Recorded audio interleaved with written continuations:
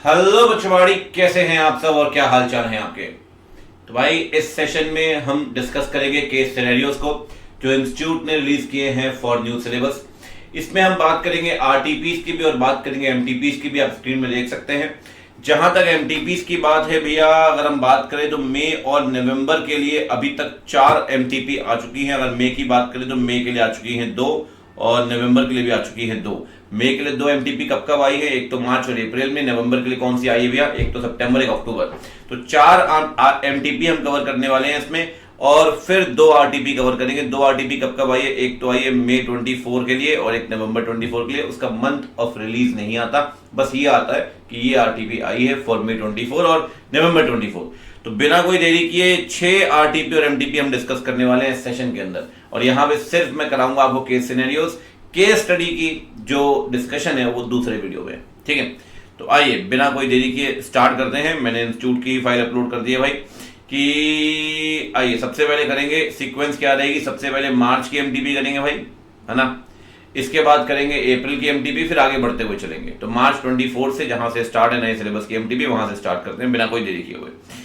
आइए जी, सबसे पहली बात, पहला question, Rohita and company chartered accountant है, स्टैट ऑडिट कर रहे हैं, टैक्स ऑडिट भी कर रहे हैं। ऑर्डर मिला राइटिंग में सेंट्रल गवर्नमेंट से अपने क्लाइंट को लेकर इन्वेस्टिगेशन करने के लिए। डीडी वाला क्वेश्चन है भैया, वैसे भी चलो कोई बात नहीं, देखते हैं। रोहिता एंड कंपनी एक्सपर्ट की मदद लेना चाहती है। क्या रोहिता एंड कंपनी एक्सपर्ट की मदद ले सकती है इन्वेस्टिगेशन करने के लिए? ले सकते हैं सर, ऐसी कोई दिक्कत नहीं है, बस जो एक्सपर्ट है वो सही होना चाहिए, इतनी बात ध्यान रखें। पढ़ते हैं। कह रहे हैं yes, Rohita and company should consider whether assistance of the other expert like engineer lawyer is necessary in the interest of the comprehensive and full proof examination of document and information. यही सही ऑप्शन लग रहा है। चलो खैर बाकी भी पढ़ लो, पढ़ने कोई सेंस नहीं है। 620 नहीं लगेगा, 620 नहीं लगेगा। रीजन बीइंग, ध्यान रखिए ये इन्वेस्टिगेशन कर रहे हो आप, ऑडिट नहीं कर रहे हो भाई। अगर ऑडिट कर रहे होते ना तब ऐसे लगता, इन्वेस्टिगेशन पे ऐसे नहीं लगता, ध्यान रखिए, ठीक। चलिए जी, तो पहला आंसर सही है, आप ले सकते हैं एक्सपर्ट की मदद, कोई दिक्कत नहीं है। अब चलते हैं दूसरे की तरफ। कहता है ऑडिट कर रहे हैं गुड बैंक लिमिटेड की ऑडिटर और मैनेजमेंट को डिफरेंसेस मिले अमाउंट और आइटम को लेकर, कंटिंजेंट लायबिलिटी में डिस्क्लोज करने हैं। उसके अलावा ऑडिटर ने कुछ बातें ऑब्जर्व की। कौन सी बातें ऑब्जर्व की भाई? ऑडिटर ने ऑब्जर्व किया 79 एग्रीकल्चर लोन चल रहे हैं, ठीक है, जिसकी गारंटी दी है government of Delhi, state government. याद है, स्टेट गवर्नमेंट अगर गारंटी देगी तो एनपीए कब बनेगा? अगर 90 डेज के ऊपर चला गया तो एनपीए बन जाएगा। 90 डेज के ऊपर चला गया तो एनपीए बन जाएगा। सेंट्रल गवर्नमेंट में ऐसा नहीं है। अगर वो गारंटी रिवोक भी कर दे तो भी हम उसे कहीं ना कहीं प्रोविजनिंग के लिए स्टैंडर्ड एसेट मानते हैं। हालांकि इनकम रिकॉग्निशन के लिए एनपीए मान सकते हैं, वो अलग चीज है। But central government, state government 90 days के बाद, सीजी में ये कंसेप्ट नहीं लगता। 79 एग्रीकल्चर लोन है, गवर्नमेंट ऑफ दिल्ली ने गारंटी दी है 26 लाख रुपए की। ओवर ड्यू है 2 साल से ऊपर। भैया अगर 2 साल से ऊपर ओवर ड्यू हो गए ना और दिल्ली सरकार ने दी है तो इस 26 लाख को एनपीए मानना ही पड़ेगा। आगे बढ़ते हैं। 93 एग्रीकल्चर लोन है जिसकी गारंटी दी है भारत सरकार ने। भाई देखो, भारत सरकार में अगर 2 साल से ऊपर हो गए तब भी एनपीए नहीं मानेंगे। वहां पे सिंपल है, अगर भारत सरकार अपनी गारंटी कैंसिल करती है तो उस केस में फिर वहां पर प्रोविजनिंग के लिए नहीं, इनकम रिकग्निशन के लिए एनपीए मानेंगे। यहां पे ना तो गारंटी कैंसिल की है और 90 दिन वाला कंसेप्ट वैसे भी यहां नहीं लगता। 6 कॉर्पोरेट लोन लिए गए भाई, गारंटी दी है 3 each by government of India, government of Delhi. अच्छा खेल देख रहे हो आप, गवर्नमेंट ऑफ इंडिया में तो कोई मतलब ही नहीं है, ठीक। बट गवर्नमेंट ऑफ दिल्ली की जहां तक बात है, दिल्ली मतलब स्टेट गवर्नमेंट ने गारंटी दी है 29 लाख के।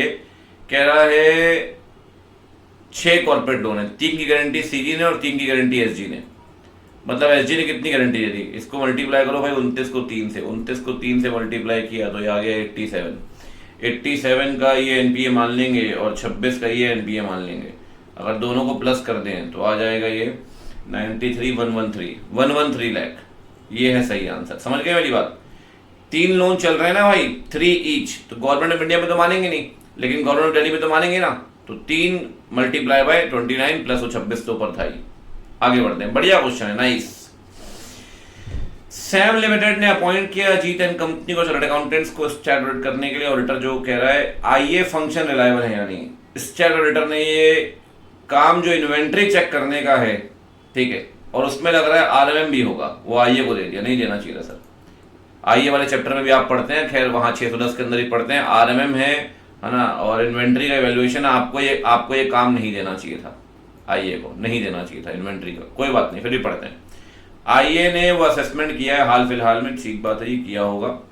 कह रहा है आईए प्रोग्राम के अंतर्गत स्टैट को लगा नहीं उसके काम पे रिलाय कर सकता है, और समय की कमी थी तो स्टैट ऑडिटर ने जो था कृष्णा को बोला कि मेरे को हेल्प कर दो ऑडिट डॉक्यूमेंटेशन में।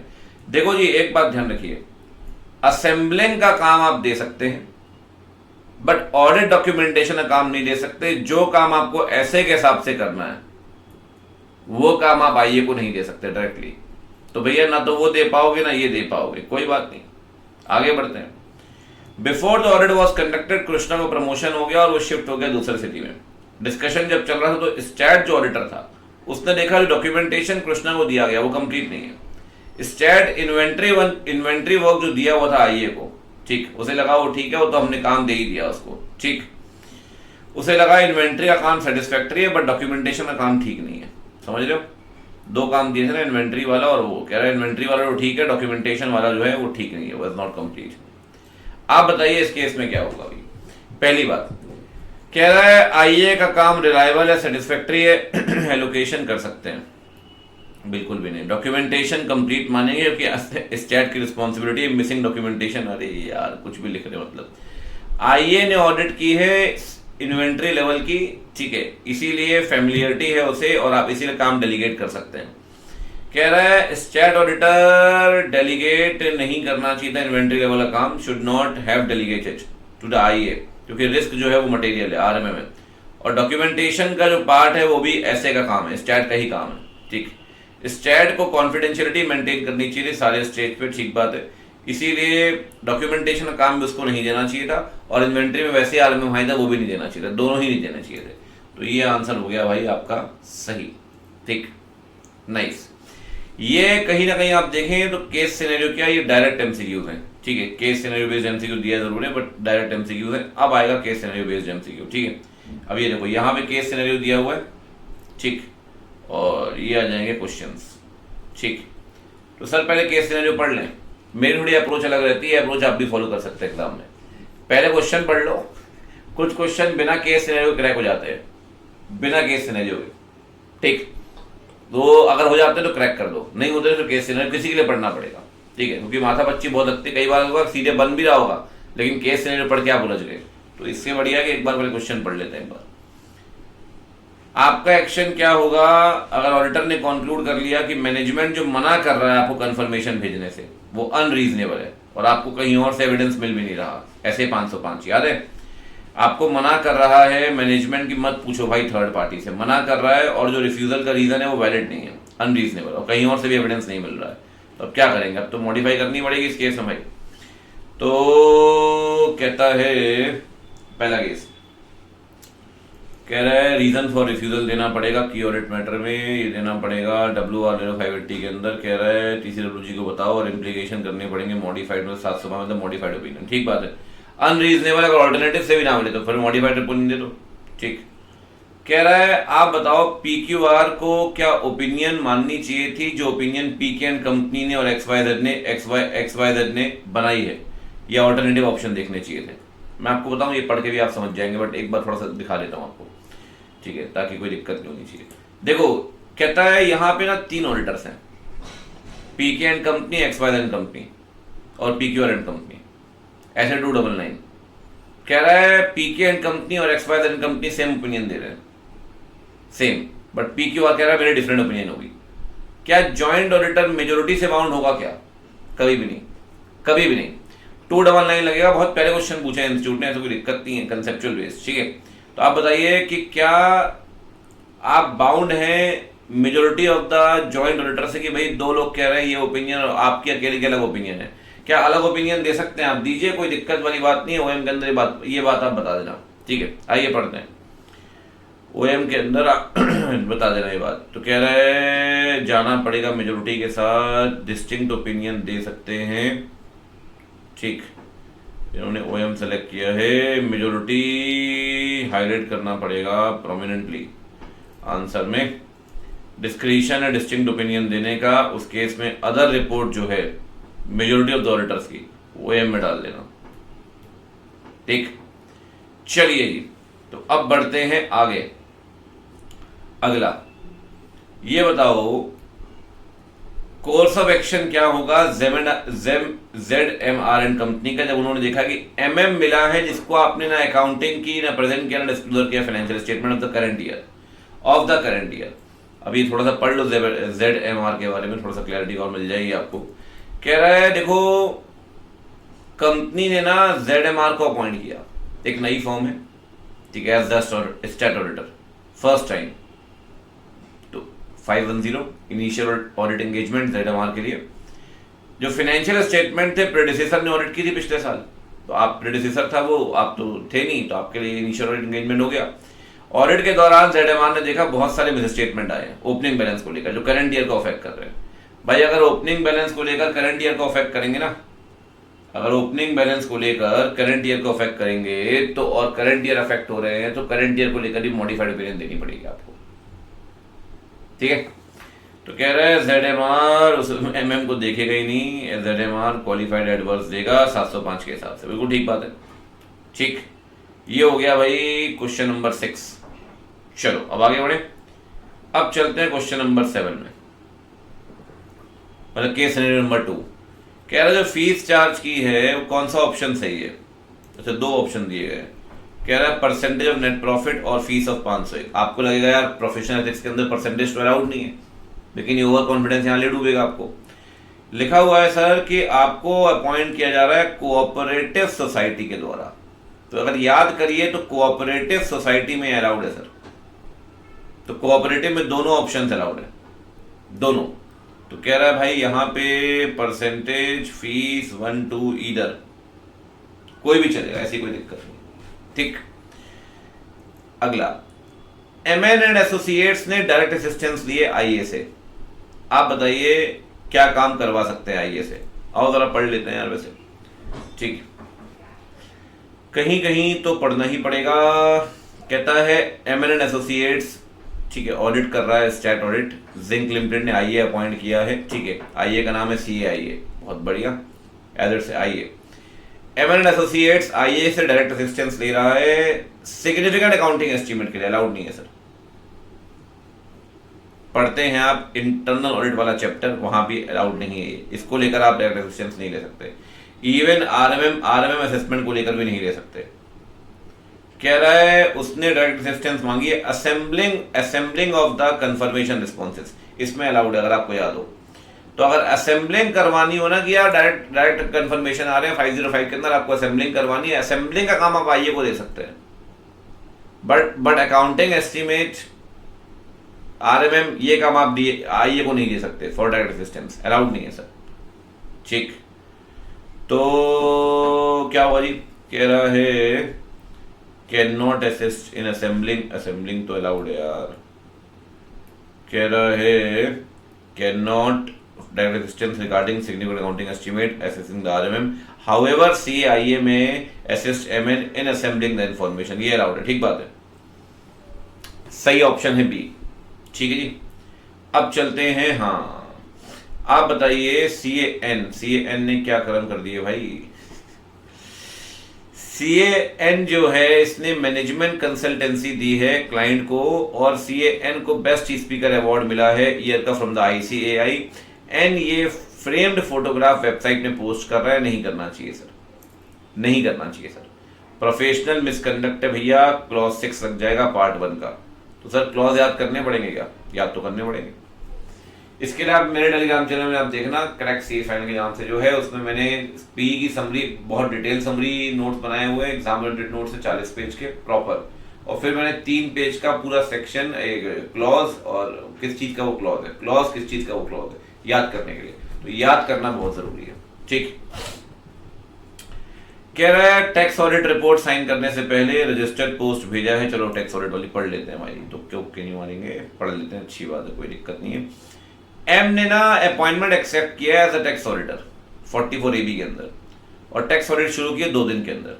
क्लाइंट को जल्दी थी रिटर्न ऑफ इनकम फाइल करने में, ऑडिट एक्सेप्ट कर ली। शुरू करने के बाद M को लगा यार प्रीवियस टैक्स ऑडिटर से तो बात ही नहीं की, इसीलिए रेक्टिफाई करने के लिए वो रजिस्टर्ड पोस्ट प्रीवियस ऑडिटर को भेज रहा है। एक बात ध्यान रखो भाई, प्रोफेशनल एथिक्स में आप पढ़ते हैं, कोई भी पोजीशन जो किसी चार्टर्ड अकाउंटेंट ने होल्ड की थी आपसे पहले, अगर आप उस पोजीशन को एक्सेप्ट करते हैं तो बिफोर एक्सेप्टेंस आपको सीए से बात करनी पड़ेगी। बिफोर एक्सेप्टेंस आपने एक्सेप्ट कर लिया, एक्सेप्ट करने के बाद आप बात कर रहे हो, गलत है sir. Professional misconduct, professional misconduct तो कहता है इस केस में not be held guilty, not be held guilty, will be held guilty, second schedule, first schedule, ठीक है, गिल्टी, ठीक है जी, without communicating the previous order in writing, ठीक है। चलिए जी, अब बढ़ते हैं आगे। अब चलते हैं तीसरे केस सिनेरियो में, 11 से 15। ये क्या बोलता है भाई, आओ पढ़ते हैं जरा। कहता है राहुल की रिस्पॉन्सिबिलिटी क्या है जब मैनेजमेंट ने मना कर दिया लिमिटेशन हटाने से। आओ पढ़ते हैं जरा। 705 लग रहा है तो मेरे को, ठीक। कहता है जी चार्टर्ड अकाउंटेंट फॉर्म में ऑडिट कर रहे हैं, राहुल दुबे एंगेजमेंट पार्टनर है, ठीक है। राहुल ने नोटिस किया कि टीसीडब्ल्यूजी ही मैनेजमेंट संभाल रहा है। छोटी एंटिटी में यही होता है, छोटी एंटिटी में यही होता है कि मैनेजमेंट और टीसीडब्ल्यूजी सेम होते हैं। मैनेजमेंट और टीसीडब्ल्यूजी भाई सेम होते हैं, तो सेम है, यहाँ पे कोई दिक्कत नहीं है, ठीक। कह रहा है ऑनगोइंग एंगेजमेंट जब आप कर रहे थे तीसरे क्वार्टर पे, आपने देखा कि लिमिटेड रिव्यू रिपोर्ट है, ठीक है, मैनेजमेंट ने आपके काम पे रोक लगा दी, आपके स्कोप पे लिमिटेशन लगा दिया। राहुल को लगा यार ये तो मेरे को क्वालिफाइड ओपिनियन देनी पड़ेगा, डिस्क्लेमर देना पड़ेगा, इसलिए उसने मैनेजमेंट को बोला रोक हटा दो, लेकिन मैनेजमेंट ने मना कर दिया। याद करिए 705, ये पॉइंट आप इंटरमीडिएट में भी पढ़ते थे। अगर मैनेजमेंट रोक लगाता है तो अपन टीसीडब्ल्यूजी के पास जाते हैं, भैया तुम रोक हटा दो, क्या आप रोक हटा दो, लेकिन यहाँ मैनेजमेंट टीसीडब्ल्यूजी सेम है, तो यहाँ टीसीडब्ल्यूजी के पास दोबारा जाने की जरूरत नहीं, reason being they are same. तो अगर वहां पे सेम है तो भैया टीसीडब्ल्यूजी के पास जाने की जरूरत नहीं है, सीधे आप क्या करेंगे, अगर विड्रॉ कर सकते हैं विड्रॉ करेंगे। विड्रॉ कब करेंगे, जब आपको देखना पड़ेगा इफेक्ट कैसा है, अनडिटेक्टेड मतलब मिस स्टेटमेंट का इफेक्ट कैसा होगा। अगर M+P होगा तो अगर विड्रॉ कर सकते हैं विड्रॉ कर जाओ, नहीं तो डिस्क्लेमर देना पड़ेगा। और M but not P, material but not pervasive, तो क्वालिफाइड ओपिनियन देनी पड़ेगी। तो मतलब कहीं ना कहीं आपको मॉडिफाइड ओपिनियन देनी पड़ेगी। टीसीडब्ल्यूजी के पास सब जाते हैं जब वो दोनों अलग अलग होते हैं, यहाँ तो सब सेम कहानी चल रही है। तो कहता है अब आप बताइए पहले ऑल्टरनेटिव, हाँ ऑल्टरनेटिव, ये बात तो ठीक है, पहले ऑल्टरनेटिव परफॉर्म करेंगे, वेदर इट इज, हाँ ऑल्टरनेटिव एसेंट एविडेंस नहीं, एक चार्ट मैंने आपको बनवाया भी होगा, उसमें ऑल्टरनेटिव एविडेंस मिल जाए तो ठीक है, नहीं मिलेगा तो फिर इफेक्ट देखना पड़ेगा, ठीक है। ए इज द राइट आंसर। कह रहा है रिस्पॉन्सिबिलिटी क्या होगी लिमिटेड रिव्यू रिपोर्ट को लेकर रेजिग्नेशन को। आओ भैया पढ़ना पड़ेगा, ये तो कहाँ दिया है, ये दिया हुआ। कह रहा है भाई फाइनली राहुल ने अपनी एंगेजमेंट टीम के साथ एक कंक्लूजन ड्रॉ किया कि पॉसिबल इफेक्ट जो है अनडिटेक्टेड मिस स्टेटमेंट का वो M+P है, इसलिए क्वालिफिकेशन देनी पड़ेगी। क्वालिफाइड रिपोर्ट देना सही नहीं है तो मतलब डिस्क्लेमर देगा, ये विड्रॉ करना है तो विड्रॉ भी कर सकता है। वो कह रहा है मुझे विड्रॉ करना चाहता हूँ, मैंने आपको बताया ना अगर M+P होगा तो या तो विड्रॉ करेगा या डिस्क्लेमर देगा। वो कह रहा है मैं विड्रॉ करना चाहता हूँ, तो विड्रॉ तभी कर पाएंगे जब विड्रॉवल परमिसेबल होगा। याद है लिस्टेड कंपनी वाली कहानी, ठीक। तो कह रहा है भैया लिस्टेड है क्या कंपनी, कंपनी लिस्टेड है सर। तो सेबी क्या बोलता है, अच्छा विड्रॉ करना चाहता है, विड्रॉ करना चाहता है as on 15 November. In its resignation letter from professional preoccupation mention कर रहा है कि भाई क्यों रिजाइन कर रहा है, उससे बोल दिया पहले से प्री ऑक्यूपाइड हूं इसलिए मैं काम नहीं कर पाऊंगा। अनलिस्टेड में अलाउड नहीं है सर, याद करिए आईसीआई का नोटिफिकेशन है कि अनलिस्टेड कंपनी में ये रीजन अलाउड नहीं दे सकते, ये रीजन नहीं दे सकते आप अनलिस्टेड में। खैरी कंपनी लिस्टेड कंपनी है, खैरी कंपनी लिस्टेड कंपनी है, लेकिन कहता है अगर मान लो ये अनलिस्टेड कंपनी होती तो क्या ये रीजन सही था, क्या आप ये कह सकते हैं नहीं भाई आपकी प्री ऑक्यूपेशन है। कह रहा है know the auditor have clearly mention the reasons, आपको रीजंस क्लियरली मेंशन करने पड़ेंगे, ये रीजन नहीं चलेंगे सर अनलिस्टेड कंपनी में। आईसीआई का नोटिफिकेशन है कि भैया ये नहीं चलेंगे। लेकिन मुद्दे वाली बात याद करो, अगर विड्रॉ करना चाहते हैं with in 45 days from the end of the quarter जिसकी आप ओपिनियन देना चाहते हैं। अब मान लो दूसरा क्वार्टर है, सेकंड क्वार्टर, पहला क्वार्टर हो गया आपका अप्रैल मई जून, अप्रैल से जून तक चलेगा, दूसरा हो गया जुलाई अगस्त सितंबर, तो सितंबर का क्वार्टर खत्म होगा 30 सितंबर को। इससे 45 दिन काउंट करना जरा, इससे 45 दिन काउंट करना, तो भाई ये हो गया आपका 31 और 14 नवंबर, यही हुआ तो कह रहा है 31 अक्टूबर और 14 नवंबर, 45 दिन निकल गए। 14 नवंबर तक रिजाइन करता ना अगर, तो इस क्वार्टर की रिपोर्ट देनी पड़ती विद इन 45 डेज, याद है। अगर 45 दिन के बाद रिजाइन कर रहा है तो बेटा इसकी भी और अगली की भी। तो रिजाइन कर रहा है बेटा 15 नवंबर को, 15 मतलब 45 दिन के बाद। अब तो खेला हो गया, तो आइए खेले को देखते हैं क्या ऑप्शन दिया गया। कह रहे आप बताओ रिस्पॉन्सिबिलिटी क्या है सर, जो ऑडिटर रिजाइन कर रहा है। कह रहा है withdrawal was not mandatory and case of withdrawal withdraw करना पड़ेगा वी आर प्रैक्टिकेबल। अच्छा ये तो खैर कोई बात नहीं। कह रहा है विड्रॉल वाज मैंडेटरी, ठीक है। विड्रॉल केस में issuing report was not practical और possible, he was required disclaimer and opinion. हाँ अगर विड्रॉल नहीं करते तो फिर डिस्क्लेमर देना पड़ेगा, ठीक है। मैंने कुछ और समझा रहा था, इसने कुछ और ही पूछ लिया। अच्छा वो क्वेश्चन नीचे दिया हुआ है, ठीक है। ये समझ गए ना कि भाई सिंपल सी कहानी है, विड्रॉल मैंडेटरी है बट आपको पता है विड्रॉल करेंगे तो ठीक है, अगर विड्रॉल प्रैक्टिकेबल नहीं होगा तो फिर डिस्क्लेमर दे दो। ये तो अपन ने बहुत पहले पढ़ लिया था, ठीक। फिर ये क्वेश्चन है, एज्यूमिंग कि ऑडिटर जो है वो रिजाइन करना चाहता है 14 नवंबर को, 14 नवंबर को रिजाइन करना चाहता है, 15 को नहीं 14 को, तो फिर उस क्वार्टर की रिपोर्ट देगा। क्या रिस्पॉन्सिबिलिटी होगी उसकी विड्रॉल को लेकर, ठीक, और लिमिटेड रिव्यू रिपोर्ट को लेकर, ठीक।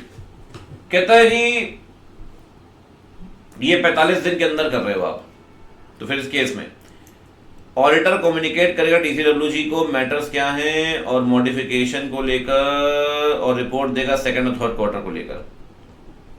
45 दिन के अंदर कर रहा है सर, ठीक। कम्युनिकेट करेगा टीसीडब्ल्यूजी को और रिपोर्ट देगा सेकंड क्वार्टर को लेकर विद इन 45 डेज कर रहा। क्वेश्चन में 15 नवंबर लिखा था, अगर आपने ध्यान दिया हो। यहां आते आते 14 नवंबर कर दिया इन्होंने इस वाले में, मतलब केस इन्होंने 15 नवंबर लिखा, क्वेश्चन में 14 नवंबर लिखा है, तो फिर उसकी उस पर्टिकुलर क्वार्टर की जिसकी आप दे रहे हो, ठीक है। चलिए जी बढ़िया, वाह। तो चलो पहली एमटीपी तो समाप्त हो गई भाई, फर्स्ट एमटीपी इज कंप्लीटेड। देखो एमसीक्यू करने के फायदे बहुत है भाई, पूरा कंसेप्ट रीचेक हो जाता है ना, और कहीं ना कहीं आपका रिवीजन तो हो ही रहा है इसमें, तो बढ़िया है। चलते हैं अब बिना कोई देरी किए भैया दूसरी एमटीपी की तरफ। दूसरी एमटीपी है आपकी अप्रैल 24 की। किस बात की देरी है, आइए जी अब चलते हैं अप्रैल 24 में। अप्रैल 24 में सबसे पहली बात, ऑडिटर जो है ये क्वार्टरली फाइनेंशियल की ऑडिट कर रहा है, क्वार्टरली की, ठीक। कह रहा है दीज फाइनेंशियल रिजल्ट्स वेबसाइट में होस्ट करने हैं। की ऑडिट मैटर लगा इसमें आएगा क्या, नहीं आएगा सर। की ऑडिट मैटर आता है जनरल पर्पस फाइनेंशियल स्टेटमेंट के कंप्लीट सेट पे, क्वार्टरली में की ऑडिट मैटर नहीं लगता, ध्यान रखना। तो की ऑडिट मैटर लगेगा complete set of general purpose financial statement, तो इस पे नहीं लगेगा, ठीक है। चलिए कहता है अरविंद और सीए दीपक जॉइंटली ऑडिटर अपॉइंट हुए हैं कंपनी के। इन्होंने सारे स्टेप लिए, कौन कौन से स्टेप लिए वगैरह पढ़ते हैं। इन्होंने काम को बांट लिया 299, वर्क एलोकेशन डॉक्यूमेंट बनाया, दोनों ने साइन किया, अच्छी बात है, करना भी चाहिए। उन्होंने ये भी डिसाइड किया कि कहाँ वो जॉइंटली रिस्पॉन्सिबल है। उनको लगा ये बात टीसीडब्ल्यूजी को बतानी नहीं चाहिए। सर याद करिए, क्लियर कट आपने पढ़ा हुआ है कि वर्क एलोकेशन डॉक्यूमेंट बनाकर जो काम का बंटवारा है वो टीसीडब्ल्यूजी को बताना पड़ेगा, आपको बताना पड़ेगा। ये गलत सोच रहा है, ये वाली लाइन स्टेटमेंट ठीक नहीं है। कह रहा है कॉमन एंगेजमेंट लेटर लेंगे, ये ठीक है। कह रहा है उनका एरिया अलग अलग है, इसीलिए सेपरेट एमआर लेंगे। सर मैं हमेशा कहता हूँ 299 में आपको लाइन याद भी होगी, common EL, common WR, common planning, common strategy. ये कह रहे नहीं भैया अलग अलग मैनेजमेंट रिप्रेजेंटेशन लेटर लेंगे, नहीं सर एक ही लेना पड़ेगा। तो ये भी गलत पॉइंट हो गया, ये भी गलत पॉइंट हो गया, फर्स्ट और थर्ड गलत है। तो आपसे पूछ रहा, आप बताइए कौन सा सही नहीं है, फर्स्ट और थर्ड, फर्स्ट और फर्स्ट, ये ठीक। एल फ्रेंड है सर, एम का सी इन प्रैक्टिस, एम को बुलाया नेटवर्क फॉर्म में, ठीक। नेटवर्क फॉर्म का नाम रखा एलिमेंट कंपनी, गलत कह रहा है सर। नेटवर्क फॉर्म के नाम के आखिरी में एंड एफिलिएट्स आएगा, कान खोल के सुन लो, एंड एफिलिएट्स, ठीक। तो ये नहीं चलेगा। तो सही नाम क्या हुआ, एलिमेंट एफिलिएट्स, ठीक है जी। चलिए आगे बढ़ते हैं। अब आगे भी है केस सिनेरियो। केस सिनेरियो में पहला क्वेश्चन क्या दिया है, आइए देखते हैं। क्या EQCR का हम इसे बोलते हैं QCRR। SQC1 quality control reviewer, वो करेगा क्वालिटी कंट्रोल रिव्यू। क्या QCRR का सिलेक्शन एज पर SQC1 है? आओ पढ़ते हैं भाई क्या कहता है। कहता है कहां गया, हाँ ये रिव्यूअर यहां से फर्म ने एस्टेब्लिश की कॉम्प्रिहेंसिव क्वालिटी मैनेजमेंट सिस्टम, ठीक है, एथिकल रिक्वायरमेंट अगड़म झगड़म दिया हुआ है, क्लाइंट रिलेशनशिप कॉन्टिन्यूस SQC1 के हिसाब से। करंट ईयर में लिस्टेड कंपनी का एंगेजमेंट है। इंस्पेक्शन की एप्रोप्रिएट अथॉरिटी ने इंस्पेक्शन में फाइनेंशियल स्टेटमेंट देखे हैं। अब क्या क्या दिया हुआ है भाई, कह रहा है रिव्यूअर ने इंक्वायरी की रोल रिस्पॉन्सिबिलिटीज को लेकर मौलिक ने एक्सप्लेन किया कि एंगेजमेंट टीम में वो एंगेजमेंट पार्टनर है और दूसरे प्रोफेशनल्स भी हैं including engagement incharge. CA Zaveri जो है वो एंगेजमेंट क्वालिटी कंट्रोल रिव्यूअर है। As the engagement partner he was responsible for direction supervision and performance of the audit engagement in compliance with professional standards as per the law, ठीक है। कहता है मेरे team में कई लोग हैं और CA जावेरी जो है वो EQCR है, जिसे हम बोलते हैं QCRR, ठीक। और एंगेजमेंट पार्टनर कौन है? मौलिक। एक बार पूरा पढ़ ही लेते हैं इसको, टुकड़ों में पढ़ने की जरूरत नहीं है, ठीक है। ये 2-3 चीजें हैं वो पढ़ लेते हैं एक बार। कहता है सर उसने ये भी, हाँ ऑडिट रिपोर्ट एप्रोप्रिएट होनी चाहिए, लीडरशिप ये सब ठीक है आप। कहता है 7 साल तक उसने 7 साल जो है वो कंप्लीट कर लिए हैं। सर ऐसा है ना कि लिस्टेड कंपनी में 7 साल तक ही कर सकते हो आप एज एंगेजमेंट पार्टनर, ठीक है, कोई बात नहीं। कह रहा है वो कंटिन्यू करना चाहता है अगले साल भी, नहीं कर पाएगा सर, नहीं कर पाएगा, नो, 7 ईयर्स। आगे बढ़ते हैं। रिव्यूअर इंक्वायरी कर रहा है रोल्स रिस्पॉन्सिबिलिटी की, तो जावेरी की रिस्पॉन्सिबिलिटीज की, ठीक है। जावेरी ने एक्सप्लेन किया कि EQCR का इंपॉर्टेंट रोल है क्वालिटी कंट्रोल प्रोसेस में और उसका काम है ऑडिट क्वालिटी को सेफगार्ड करना। फर्म ने कॉम्प्रिहेंसिव सिस्टम बनाया EQCR के लिए, ऑब्जेक्टिविटी मेंटेन रहनी चाहिए ताकि EQC से ढंग से हो सके। स्पेसिफिकली इस केस में जो जावेरी है उसने एक्सप्लेन किया, उसके पास रिच एक्सपीरियंस है डायरेक्ट और इनडायरेक्ट टैक्स का, अच्छी बात है। लो भैया सेलेक्ट कर दिया मौलिक ने। सर EQCR को एंगेजमेंट पार्टनर थोड़ी सेलेक्ट करेगा। मैं समझ गया इस क्वेश्चन को ना तरीके से पढ़ना पड़ेगा, उन्होंने ऐसा छोटा पॉइंट कहां डाला हो पता भी नहीं लगा, क्योंकि बकवास बहुत डाली हुई क्वेश्चन के अंदर, ठीक। कह रहा है कोई फॉर्मल लेटर भी नहीं है, फॉर्मल लेटर के तेल लेने। कह रहा है लिस्टेड कंपनी को GST लिटिगेशंस चल रहे हैं, जावेरी इन्वॉल्व है ऑडिट टीम के जजमेंट्स में। लो भैया ये काम भी नहीं करना चाहिए, याद करिए SQC1 में जो EQCR होगा वो ऑडिट टीम की मदद नहीं करेगा सर, नहीं सर। तो गलतियां तो कर रहा है ना सर, वो गलतियां तो कर रहा है, ठीक है। चलिए आगे बढ़ते हैं। अब जरा क्वेश्चन पढ़ते हैं, आप बताइए। कह रहा है क्या EQCR का SQC1 के हिसाब से, कह रहा है नो, क्योंकि फॉर्मल कम्युनिकेशन लेटर नहीं दिया गया। अरे यार परफेक्ट मैच है, वाह, कुंडली मिलाई जा रही है यहाँ पे। Tax professional is directly relevant to company. EQCR की ऑब्जेक्टिविटी मेंटेन नहीं हो सकती, रीजन बीइंग वो सेलेक्ट भी किया गया EP के द्वारा और डिसीजंस दे रहा है टीम के लिए, बिल्कुल ठीक बात है, ठीक। आप बताइए अगर लगातार आप कुछ टाइम तक काम करते रहेंगे, लॉन्ग पीरियड ऑफ टाइम, तो कौन सा थ्रेड आएगा भैया? आपको पता है फैमिलियरिटी थ्रेड आता है, इसी को लिखा भी होता है SQC1 में, पॉइंट क्लियरली लिखा होता है कि फैमिलियरिटी थ्रेड को अवॉइड करने के लिए लॉन्ग टर्म रिलेशनशिप एस्टैब्लिश नहीं करनी है आपको। कह रहा है क्या एक और काम कर पाएगा सर, एक और साल कर पाएगा? देखो भैया ऐसा है कि 7 साल ही चलता है, तो कह रहा है कंपनी एक्ट नहीं कहता, सेबी नहीं कहता, फर्म की पॉलिसी हिसाब से ठीक है। कह रहा है engagement partner listed company can not serve beyond 7 years, ठीक बात है। अब क्या बोल रहा है सर? अब कह रहा है ऊपर और पढ़ना पड़ेगा। रिव्यूअर जो है उसका ओपिनियन है कि भाई इंटरनल कंट्रोल जो 143 के अंदर है उसको वो should have been modified. Audit opinion जो है इंटरनल कंट्रोल को लेकर वो चेंज करनी चाहिए, क्योंकि मटेरियल वीकनेस जो है वो एग्जिस्ट कर रही है कंपैरेटिव इंफॉर्मेशन पे।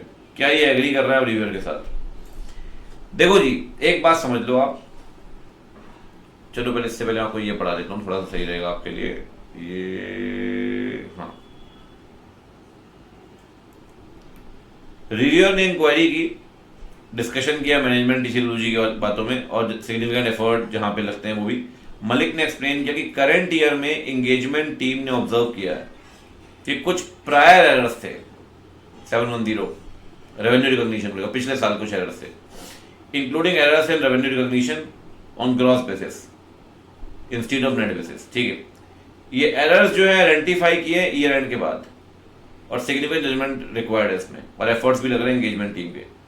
आफ्टर मैनी डिलिब्रेशंस मैनेजमेंट ने एग्री कर दिया कि हम करेक्ट करेंगे इसको, ठीक है, प्रायर टू पीरियड ईयर्स, और by restating the comparative information, हम कंपैरेटिव इन्फॉर्मेशन को रीस्टेट करेंगे, मैनेजमेंट मान गया as per the gap. Internal control भी मॉडिफाई करेंगे after the year end, considering the complexities involve. Revenue के मैटर को आपने क्योरिट मैटर माना है। देखो जी, अगर पिछले साल की कमियां आपको पता लगती हैं, ठीक, तो कहीं ना कहीं ये एक मटेरियल वीकनेस है इंटरनल कंट्रोल में, ये मैनेजमेंट को ठीक करनी चाहिए। अगर आप देखो तो मैनेजमेंट ने बोला है कि हम इसे ठीक करेंगे, management agreed to correct the material prior to the year, और इंटरनल कंट्रोल में कमियां थी। अब कहता है जी एक बात बताइए, अगर आप इंटरनल कंट्रोल में कमियां थी तो कहीं ना कहीं इंटरनल कंट्रोल आपको ठीक करना पड़ेगा। अगर इंटरनल कंट्रोल में देयर इज स्टिल वीकनेस फिर भी बनी हुई इंटरनल कंट्रोल में, ठीक है, तो कहीं ना कहीं ये स्ट्रॉन्ग इंडिकेटर है। किस बात का स्ट्रॉन्ग इंडिकेटर है? कि मटेरियल वीकनेस है और आपने ठीक भी नहीं किया। तो कह रहा है, क्या रिव्यू के साथ एग्री कर रहे हैं आप? हाँ, रीस्टेटमेंट जो है वो स्ट्रॉन्ग इंडिकेटर है, ठीक है। क्या मौलिक को बोर्ड रिपोर्ट कंसीडर करनी चाहिए या नहीं, क्योंकि ऑडिट रिपोर्ट तो इशू हो चुकी है। आओ पढ़ते हैं, 720 पूछ रहा है इसमें। 720 याद है? Other information. रिव्यूअर ने इंक्वायरी की rational material difference between the amount of revenue जो फाइनेंशियल स्टेटमेंट में दिया गया और जो बोर्ड रिपोर्ट में दिया गया है। तो भैया फाइनेंशियल स्टेटमेंट में कुछ और दिया गया, बोर्ड रिपोर्ट में कुछ और दिया गया। 720 जो बोर्ड रिपोर्ट पार्ट बन रही है एनुअल रिपोर्ट का, ठीक है।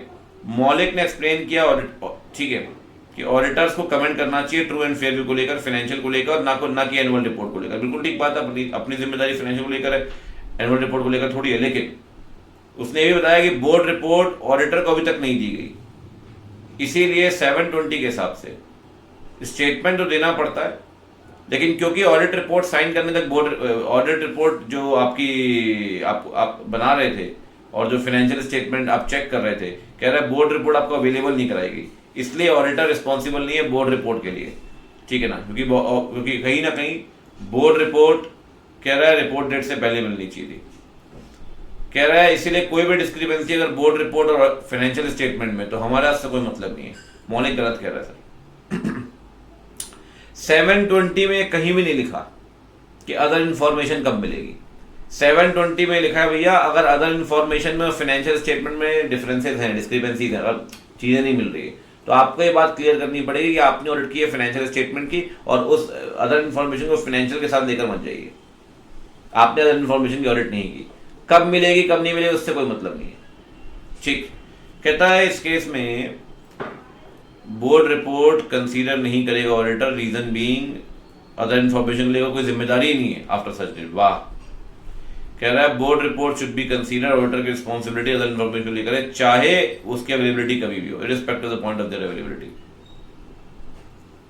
उससे मतलब नहीं कब मिल रही है, भाई आपकी जिम्मेदारी बनती है, आपको माननी पड़ेगी, ठीक। चलिए जी, अब चलते हैं अगले केस सिनेरियो में। एक बार जरा पढ़ लेते हैं इसको, मेरे हिसाब से हमें पढ़ लेना चाहिए पहले, ठीक है, इस केस सिनेरियो को।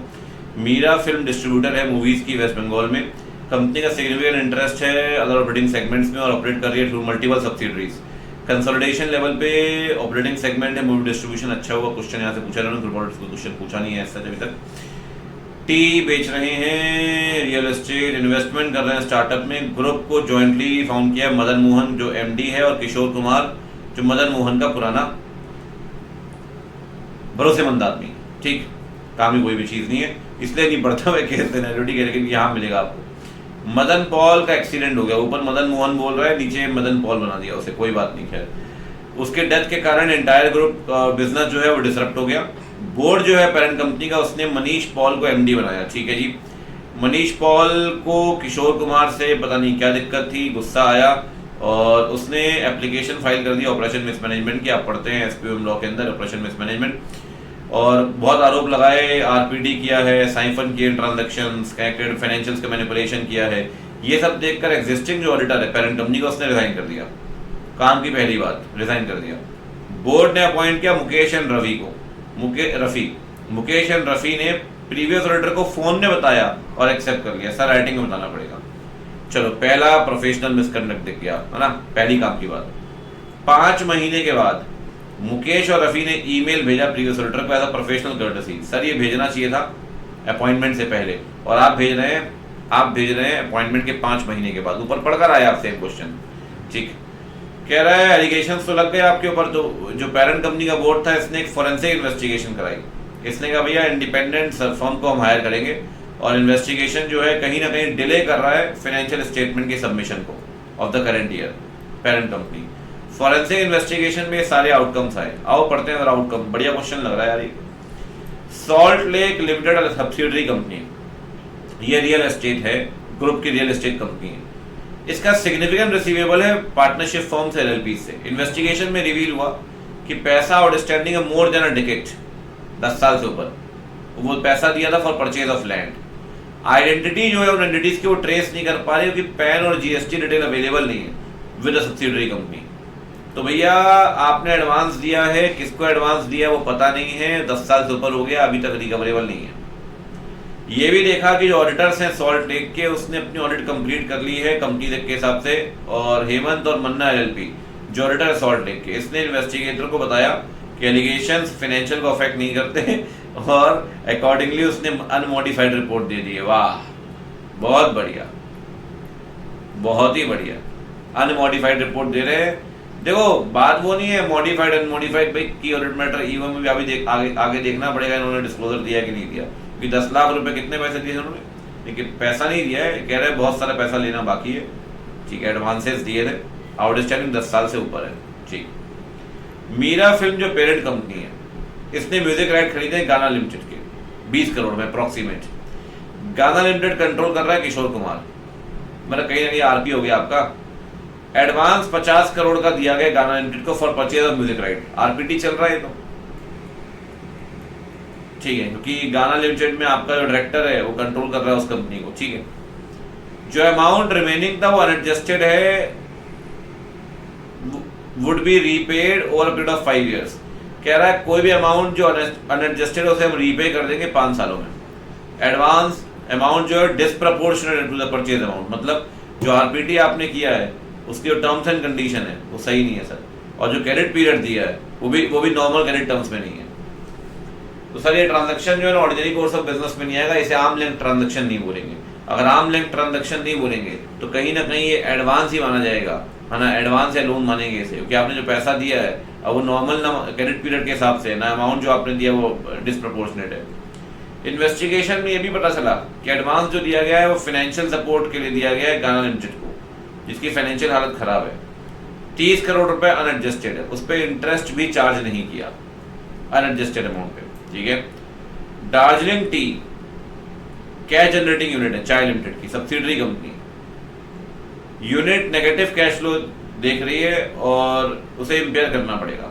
कैश फ्लो प्रोजेक्शन जो है वो फैब्रिकेट किया गया है इंपेयरमेंट एक्सपेंसेस के रिकॉग्निशन को अवॉइड करने के लिए। यार इंपेयरमेंट असेसमेंट करना पड़ेगा तो खर्चे भी होंगे, तो इन्होंने क्या किया कि भाई कैश फ्लो को ही फैब्रिकेट कर दिया प्रोजेक्शन को, ठीक है। एक और लोचा, डिसएग्रीमेंट सब्सिडरी के मैनेजमेंट ऑडिटर के बीच में। ऑडिटर ने अपनी ऑडिट रिपोर्ट में एक क्वालिफाइड रिपोर्ट दी है और बोला है इंपेयरमेंट लॉस जो है वो अंडर रिकॉर्डेड है, ठीक है, और सीएफएस जो है वो अंडर स्टेटमेंट कर रहे हैं इंपेयरमेंट एक्सपेंसेस का, ठीक है। Net profit by 1%, total asset by 0.5, net worth by 2%, ठीक है।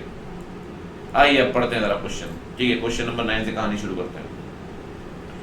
मुकेश और रफी गिल्टी है क्या? देखो जी, उन्होंने फोन में पूछा, फोन में बात की और 5 महीने के बाद ईमेल कर रहे हैं, सर गिल्टी तो है, बिल्कुल गिल्टी है। कह रहा है ईमेल रिस्पॉन्स में रीजंस, अरे यार कुछ भी पूछ रहे।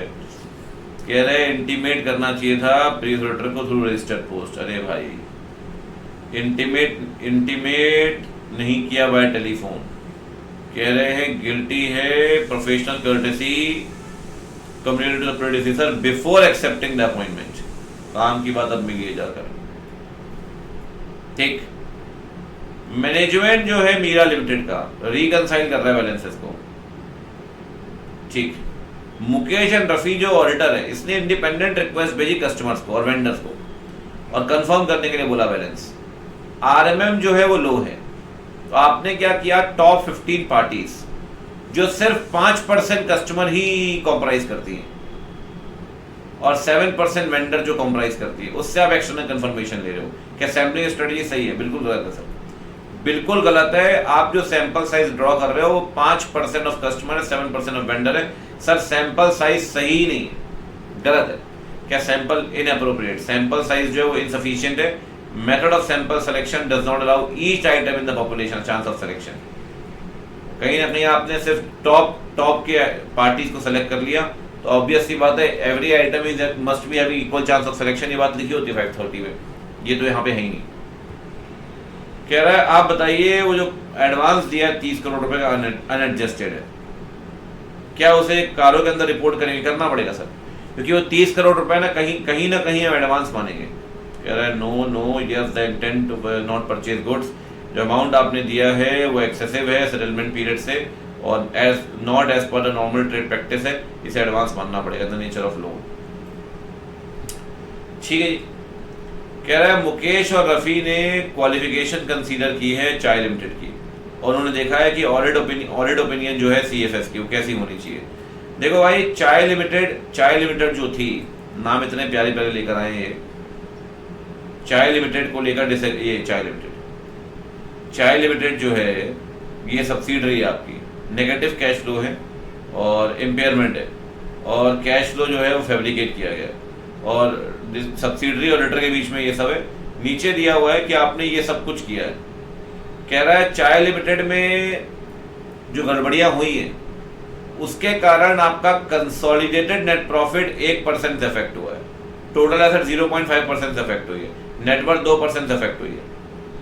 सर चाय लिमिटेड में ठीक है गड़बड़ी है, बट सीएफएस को लेकर वो मिस स्टेटमेंट मटेरियल नहीं है, 1% आधा परसेंट, तो सीएफएस की जो रिपोर्ट जाएगी ना वो मॉडिफाइड नहीं जाएगी सीएफएस की, क्योंकि आपकी सब्सिडरी में दिक्कत है ठीक है, but the misstatement is not material to the group, इसीलिए अनमॉडिफाइड सीएफएस की जाएगी, सीएफएस की। ठीक है जी, चलिए अब आगे बढ़ते हैं, तीसरे केस सिनेरियो में आते हैं भाई। एक बार आपको पढ़ के समझ में आ गई हुई इस पिछले वाले क्वेश्चन को कि मिक्स अप्रोच चल सकती है, बट ऐसा है कि पहले क्वेश्चन भी अगर आप पढ़ लेते हैं तो बाद में अगर केस सिनेरियो पढ़ते हैं तो वो अप्रोच भी सही है। दूसरी अप्रोच भी मैंने इससे भी करा दी कि पहले केस सिनेरियो पढ़ लिया फिर क्वेश्चन कर लिया, तो जो अप्रोच आपको सही आपके लिए बेस्ट सुटेबल लगे वो आप कर सकते हैं। मेरे हिसाब से मुझे लगता है पहले क्वेश्चन पढ़ लेने चाहिए। हाँ अगर किसी क्वेश्चन में फंसो जाए केस सिनेरियो डिफर कर लो। ठीक है, कह रहा है इंटरेस्ट ऑन डिपॉजिट जो एक्रू है बट ड्यू नहीं है, ये फाइनेंशियल स्टेटमेंट में कैसे आएगा बैंक के? इंटरेस्ट बट नॉट ड्यू, ठीक है, ये एक बार ऊपर देख लेते हैं यार, एक बार ऊपर इसे देख लेते हैं। ठीक, कहता है मितांश जो एंगेजमेंट पार्टनर उसने एडवाइस की है कि डिटेल चेक करनी पड़ेगी, इंटरेस्ट नॉट ड्यू और balance of interest rate swap. वाह, ये तो कंटिजेंट लायबिलिटी है भाई, और इसे इसे इसे कंसीडर करेंगे। स्टैट कह रहा नहीं करेंगे सर, स्टैट कह रहा है इसे चेक करना पड़ेगा CRR as per the SLR, SLR तो वैसे ही मैंडेटरी है। ठीक है, आइए क्वेश्चन पढ़ते हैं। कह रहा है बताओ भाई इसमें क्या होगा, तो कह रहा है जी इसमें होगा amount should be included in deposit, amount should not be included, due नहीं हुआ ना, और अदर लायबिलिटीज में दिखा दो। कह रहा है जो रेट स्वैप वाला है इसे क्या मानेंगे? Contingent liability. भाई वो फिक्स नहीं है ना कि होगा ही होगा। कह रहा है कौन सा करेक्ट स्टेटमेंट होगा एसएलआर को लेकर? याद करिए एसएलआर में आप देखते हैं 12 odd date, 12 odd dates in different months of the financial year not being Fridays. तो कह रहा है start end date 12 odd date. ठीक है जी, चंगा। तो भैया अपनी दो खत्म हो चुकी हैं एमटीपीस, मार्च की खत्म हो गई, अप्रैल भी खत्म हो चुकी है। ठीक है, चलिए जी, तो अब चलते हैं भैया सितंबर 24 के एमटीपी की तरफ। क्या कहती है सितंबर 24 की एमटीपी? सितंबर 24 की जो एमटीपी थी भी इंस्टीट्यूट ने रिलीज की फॉर एग्जाम नवंबर 24। ठीक है, तो नवंबर 24 के लिए सितंबर की एमटीपी स्टार्ट करते हैं बिना कोई देरी के। कहता है राजन एक सीईओ है मिड साइज कंपनी का, इसको ईमेल मिला है, रिक्वेस्ट किया जा रहा है कि अपना अकाउंट अपडेट कर दो वरना सिक्योरिटी ब्रीच हो जाएगा। ईमेल ऐसा लग रहा है कि कंपनी के बैंक अकाउंट के लिए आया है और ऐसा बैंक का लोगो यूज हुआ था, बैंक की ब्रांडिंग। तो ईमेल में एक वेबसाइट का लिंक भी था जो बिल्कुल रिजेंबल कर रहा था बैंक के लॉगिन पेज के जैसा। तो कहीं ना कहीं राजन को लगा यार कि सिक्योरिटी ब्रीच ना हो, इसलिए उसने लिंक ओपन किया और क्रेडेंशियल्स वगैरह फिल कर दिए। ठीक है। बाद में कंपनी का जो आईटी एनवायरनमेंट था इसने डिटेक्ट किया अनऑथराइज एक्सेस, कि भाई अनऑथराइज एक्सेस हो गया ये तो किसी और पर्सन का, और उसने कहीं ना कहीं क्रेडेंशियल कॉम्प्रोमाइज हो गए। कौन सा साइबर अटैक है सर? ईमेल करके अगर आपके क्रेडेंशियल कॉम्प्रोमाइज हो रहे हैं तो इसे बोलेंगे स्पीयर फिशिंग। Spear phishing. ठीक। डीएफएल लिमिटेड ने टेंडर इनवाइट किए हैं स्टैट ऑडिटर्स के अपॉइंटमेंट के लिए, जो काम सिर्फ और सिर्फ सीए के लिए एक्सक्लूसिव है। देखो आप टेंडर फिल नहीं कर सकते, ठीक है, उसके दो एक्सेप्शन थे। अगर टेंडर में मिनिमम फीस दी हो तो टेंडर फिल कर सकते हैं, या फिर वो किसी और प्रोफेशनल के लिए ओपन हो अलोंग विद द सीए, तो आप टेंडर फिल कर सकते हैं। तो यहां पे सिर्फ सीए के लिए है। और देखो टेंडर में कहीं भी मिनिमम फीस नहीं दी, कह रहा है हाँ एसजीएस एंड कंपनी ने अपनी खुद की फीस बताई है, तो मिनिमम फीस थोड़ी दी है टेंडर में, तो खुद फीस बता रहे हैं। इस केस में क्या गिल्टी होगा? बिल्कुल गिल्टी होगा sir, professional misconduct. But institute ने से गिल्टी नहीं माना है, या तो मुझे लगता है इंस्टीट्यूट ने फीस वाले पॉइंट को देखकर उसे गिल्टी नहीं माना होगा। बट फीस वाला पॉइंट ऐसा थोड़ी कि वो फीस बताएगा तो गिल्टी नहीं है। पॉइंट तो ये है भैया कि अगर फीस टेंडर के अंदर मिनिमम दी हुई है तो आप गिल्टी नहीं है। तो मेरे हिसाब से he is liable for professional misconduct. Answer A होना चाहिए, बट इंस्टीट्यूट ने इसका आंसर दिया हुआ है बी। तो क्या कर सकते हैं? ठीक, तो ठीक है भाई, इंस्टीट्यूट कह रहा है no he will not be liable for professional misconduct. क्या कर सकते हैं? पीहू एंड एसोसिएट्स ऑडिटर हैं, इन्होंने एंगेजमेंट पार्टनर ने नोटिस किया कि बहुत सारे रेगुलेटरी अथॉरिटी से नोटिस आए हैं, फाइन लगे हुए हैं, अनयूजुअल कैश पेमेंट है, बहुत सारी गवर्नमेंट एम्प्लॉइज को पेमेंट की गई है। ठीक है, हैवी पेमेंट दी है लीगल काउंसिल को। सर ये तो 250 लग रहा है, 250। याद करिए मैंने आपको इंडिकेटर बताए थे नॉन कंप्लायंस के, अम्ब्रेला। तो वही अम्ब्रेला ही है ये, अम्ब्रेला में सही पॉइंट पूछे इन्होंने। तो ये 250 है सर। कह रहा है डाउट और इंटरनल कंट्रोल, डाउट और नॉन कंप्लायंस को लेकर याद है unusual payment of legal fees, matter related to entity situated in tax haven, being payment for penalty and fine. ठीक है, तो ये सारे बहुत सारे पॉइंट्स हैं इसमें, litigation and claim, adverse media comments, तो उसमें से कुछ पॉइंट्स हैं इन्होंने बना दिए। ठीक है जी, चलिए आगे बढ़ते हैं। तो ये हो गए स्टार्टिंग के 3। अब चलते हैं सर केस सिनेरियो की तरफ। आइए जी, केस सिनेरियो में अपन डायरेक्ट पढ़ते हैं, कोई दिक्कत नहीं। आप बताइए 570 के हिसाब से अगर ऑडिटर मैनेजमेंट को कहता है कि आप गोइंग कंसर्न का असेसमेंट कर लो, और मैनेजमेंट मना कर रहा है। सर अगर मैनेजमेंट मना कर रहा है ना गोइंग कंसर्न असेसमेंट करने के लिए, तो याद करिए बोलने के बाद भी तो अपन मॉडिफाइड रिपोर्ट देंगे। मॉडिफाइड रिपोर्ट कह रहा है ऑडिटर ये बात की ऑडिट मैटर बताएगा, ऑडिटर ये बात अनमॉडिफाइड देगा, ईओएम में बताएगा, मॉडिफाइड ओपिनियन देनी पड़ेगी। बोलने के बाद भी अगर गोइंग कंसर्न का असेसमेंट नहीं कर रहा है मैनेजमेंट, तो मॉडिफाइड ओपिनियन देनी पड़ेगी, एज सिंपल एज दैट। कह रहा है 501 के हिसाब से, ठीक, अगर हमारी क्लाइंट की इन्वेंट्री थर्ड पार्टी के पास पड़ी है तो हम उसे कैसे चेक करेंगे? थर्ड पार्टी से बात करेंगे, थर्ड पार्टी का इंस्पेक्शन करेंगे, करना पड़ेगा। कह रहा है मैनेजमेंट एक्सप्लेनेशन पे रिलाय करेंगे। वाह, कंफर्मेशन लेंगे थर्ड पार्टी से क्वांटिटी और कंडीशन को लेकर, और हो सके तो इंस्पेक्शन करेंगे, दोनों भी कर सकते हैं। ये सही पॉइंट है भी, सिंपल है। आप बताइए कितना अमाउंट रिपोर्ट करना पड़ेगा अंडर क्लॉज 3 है ना, आपका सब क्लॉज 17 लॉसेस को लेकर। अगर आपको याद हो तो भैया कारों के अंदर एक पॉइंट आपको बताना पड़ता है, कैश लॉस कितना है, याद है? तो ये पूछ रहा है भैया आप बताओ कारों का से रिपोर्टिंग कितनी करेगा, तो कैश लॉस की रिपोर्टिंग हो जाएगी 2.95। ठीक। 510 के हिसाब से कौन सा ऑडिट प्रोसीजर इंप्लीमेंट करना चाहिए to obtain SND evidence opening balance को लेकर? ठीक है, मटेरियल बेस्ड स्टेटमेंट है क्या? मतलब इन चारों में ना कहीं अपने को पढ़ने की जरूरत ही नहीं है केस सिनेरियो, बस एक में पढ़ना पड़ा 2.95, नहीं तो अपने आप बता दोगे आप। तो कहता है जी कहाँ कहाँ आपको ये करना पड़ेगा। ठीक, तो चलिए एक मिनट, सिस्टम रीस्टार्ट मांग रहा है, just give me a second, remind me later. अब ठीक कह रहा है closing balance of the preceding period को सही तरीके से कैरी फॉरवर्ड किया गया है। ऑडिट प्रोसीजर परफॉर्म करेंगे ओपनिंग बैलेंस को लेकर, ओपनिंग बैलेंस रिफ्लेक्ट कर रहे हैं अकाउंटिंग पॉलिसी, तो तीनों काम करने पड़ेंगे सर, 1, 2 और 3। तो ये आ जाएगा 1, 2 और 3। ठीक है, चंगा आगे बढ़ते हैं। अब चलते हैं केस सिनेरियो नंबर 2 में। ठीक है, आप बताइए नेचर ऑफ बिजनेस के हिसाब से कौन सी रिपोर्टिंग करनी पड़ेगी कारों के हिसाब से, ये तो पढ़ना पड़ेगा सर। इसमें तो पढ़ना पड़ेगा, आओ फटाफट से पढ़ते हैं। कह रहा है EFG लिमिटेड को बनाया गया 84-85 में, कह रहा है NBFC है, बहुत बढ़िया, तो NBFC का कॉस्ट डालना ही पड़ेगा। प्रिंसिपल बिजनेस लोन देने का है, हेड ऑफिस पुणे में है, ठीक है, और EFG लिमिटेड फर्स्ट NBFC है जिसकी लिस्टिंग भी हुई है, ठीक है सर। आगे बढ़ते हैं। कह रहे हैं कंसिस्टेंटली मान रहे हैं सेबी LODR रेगुलेशंस 2015, ठीक है, और पढ़ ही लेते हैं एक बार, फिर बार बार पढ़ने की जरूरत है, बहुत छोटा केस सिनेरियो है। SGS एंड कंपनी ने नॉलेज लिया है, बैकग्राउंड लिया कंपनी की अंडरस्टैंडिंग लिए, 315 को मान रही भाई फॉर्म। ऑडिट के दौरान ऑडिटर ने देखा कंपनी ने वायलेशन किया है RBI के प्रिंसिपल्स का, ठीक है, ठीक, बार बार बोलते हैं, स्टार्ट ही कर देता, ठीक है।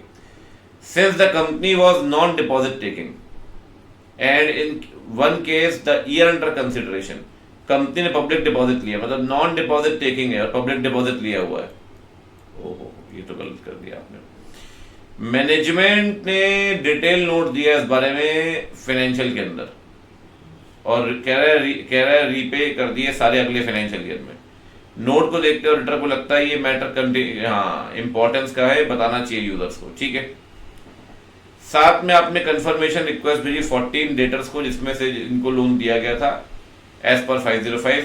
रिक्वेस्ट डिजाइन की इस तरीके से कि डेटर रिप्लाई करेंगे सिर्फ तब जब वो डिसएग्री करेंगे, सिर्फ तब रिप्लाई करेंगे जब वो डिसएग्री करेंगे, नेगेटिव कंफर्मेशन रिक्वेस्ट। आइए अब पढ़ते हैं। भैया NBFC है तो कौन कौन सी कंडीशन देखनी पड़ेगी। NBFC में क्या कंपनी NBFC एक्टिविटी कर रही है विदाउट COR, देखना पड़ता है। लोन एडवांस दिए गए तो क्या स्केड्यूल बताया गया है, क्या देखना पड़ेगा सर। कंपनी क्या रिक्वायर्ड है RBI के अंदर रजिस्टर्ड होने के लिए, क्या रजिस्ट्रेशन सर्टिफिकेट लिया गया है, क्या कंपनी ने लोन गारंटी दिया है क्या। सर ये वाला पॉइंट तो ना अदर देन उस पर लगता है जिनका ऑर्डिनरी कोर्स ऑफ बिजनेस नहीं है, तो अगर इस पॉइंट को आप छोड़ दें तो 1, 2 और 3 तीनों पॉइंट लगेंगे, ठीक, 1, 2 और 3। अगला बताइए, कह रहा है और ऑडिटर की रिस्पॉन्सिबिलिटी क्या है सर EFG लिमिटेड को लेकर, अगर प्रीवियस ईयर की ऑडिट नहीं हुई। बेटा अगर प्रीवियस ईयर की ऑडिट नहीं आपने नहीं की है, याद करिए 710, अगर प्रीवियस ईयर की ऑडिट आपने नहीं की है भाई तो आपको ये बात OM पैराग्राफ में बतानी पड़ेगी, ठीक, ये बात आप बता दोगे OM पैराग्राफ के अंदर, ठीक है, 710 के हिसाब से याद और 3 सिचुएशन बनती है। कहता है रिपोर्टिंग रिक्वायरमेंट क्या होगी अगर आपने RBI गाइडलाइन नहीं मानी। देखो अगर RBI गाइडलाइन नहीं मानी ना आपने, तो अगर वो लॉ फाइनेंशियल को डायरेक्टली अफेक्ट नहीं कर रहा है तो ठीक है यार, वो यूजर के अंडरस्टैंडिंग के लिए जरूरी है, बट है तो फाइनेंशियल का पार्ट ही। पब्लिक डिपॉजिट लिए तो पब्लिक डिपॉजिट रिफ्लेक्ट तो हो रहा है फाइनेंशियल में, तो वो चीज जो आप यूजर को समझाना चाहते हैं which is already the part of financial statement, उसे आप समझाते हैं EOM के अंदर। तो कह रहे हैं आप बताओ अदर मैटर में, आप बताओ EOM के अंदर, आप बताओ EOM के अंदर और RBI को बता दो, रेगुलेटरी अथॉरिटी को बता दो प्लस EOM, ठीक है, EOM प्लस रेगुलेटरी अथॉरिटी, ठीक है सर। आगे बढ़ते हैं, ये बड़ा बड़ा केस है, पढ़ते हैं एक बार। जो ज्वाइंट ट्रेनिंग सेशन का इन्होंने राम और लक्ष्मण ने लिया है, फीस कलेक्ट कर रहे हैं, आओ ये वैसे मैं आपको सुनाता हूँ, बट एक बार ऊपर पढ़ लेते हैं, कोई दिक्कत नहीं है, एक बार ऊपर पढ़ लेते हैं, थोड़ा सा और क्लैरिटी आपको मिल जाएगी। ज्वाइंट ट्रेनिंग सेशन, ठीक, एक मिनट देना,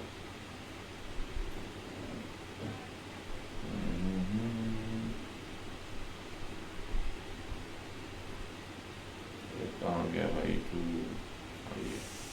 राम और लक्ष्मण क्लोज फ्रेंड है, ठीक, वो जॉइंट ट्रेनिंग सेशन ले रहे हैं GST को लेकर, और टोटल फीस जो है वो कलेक्ट करके शेयर कर रहे हैं।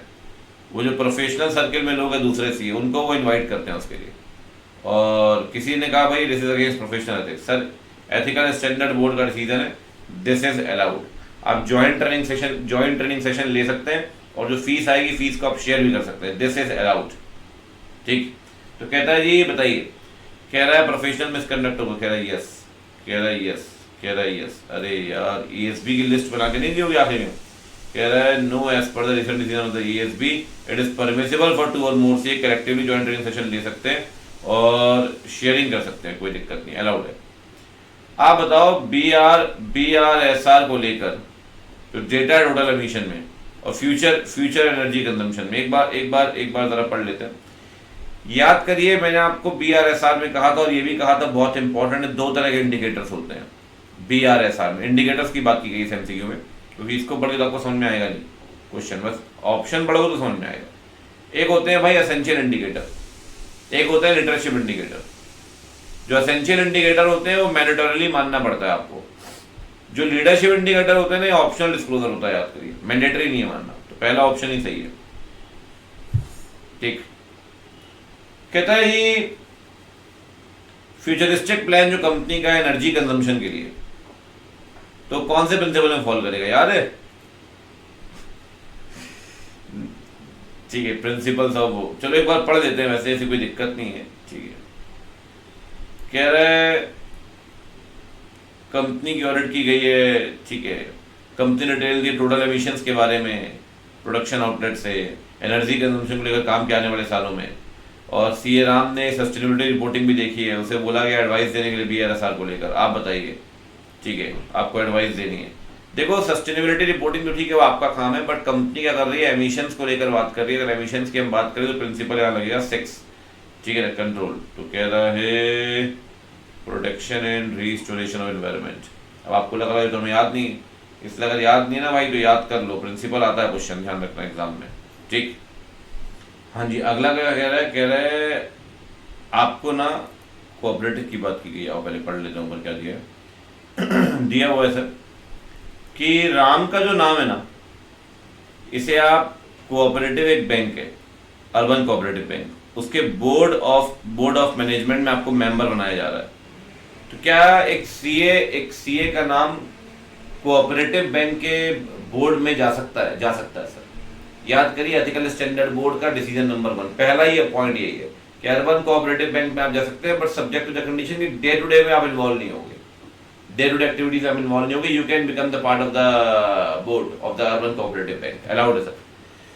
तो कहता है इस केस में आप बताइए क्या गिल्टी ऑफ मिसकंडक्ट है? नहीं सर। परमिसिबल है तो कैसे मिसकंडक्ट है? कह रहा है परमिसिबल है सीए प्रैक्टिस के लिए मेंबर बनने के लिए, रूरल कोऑपरेटिव, अर्बन है सर।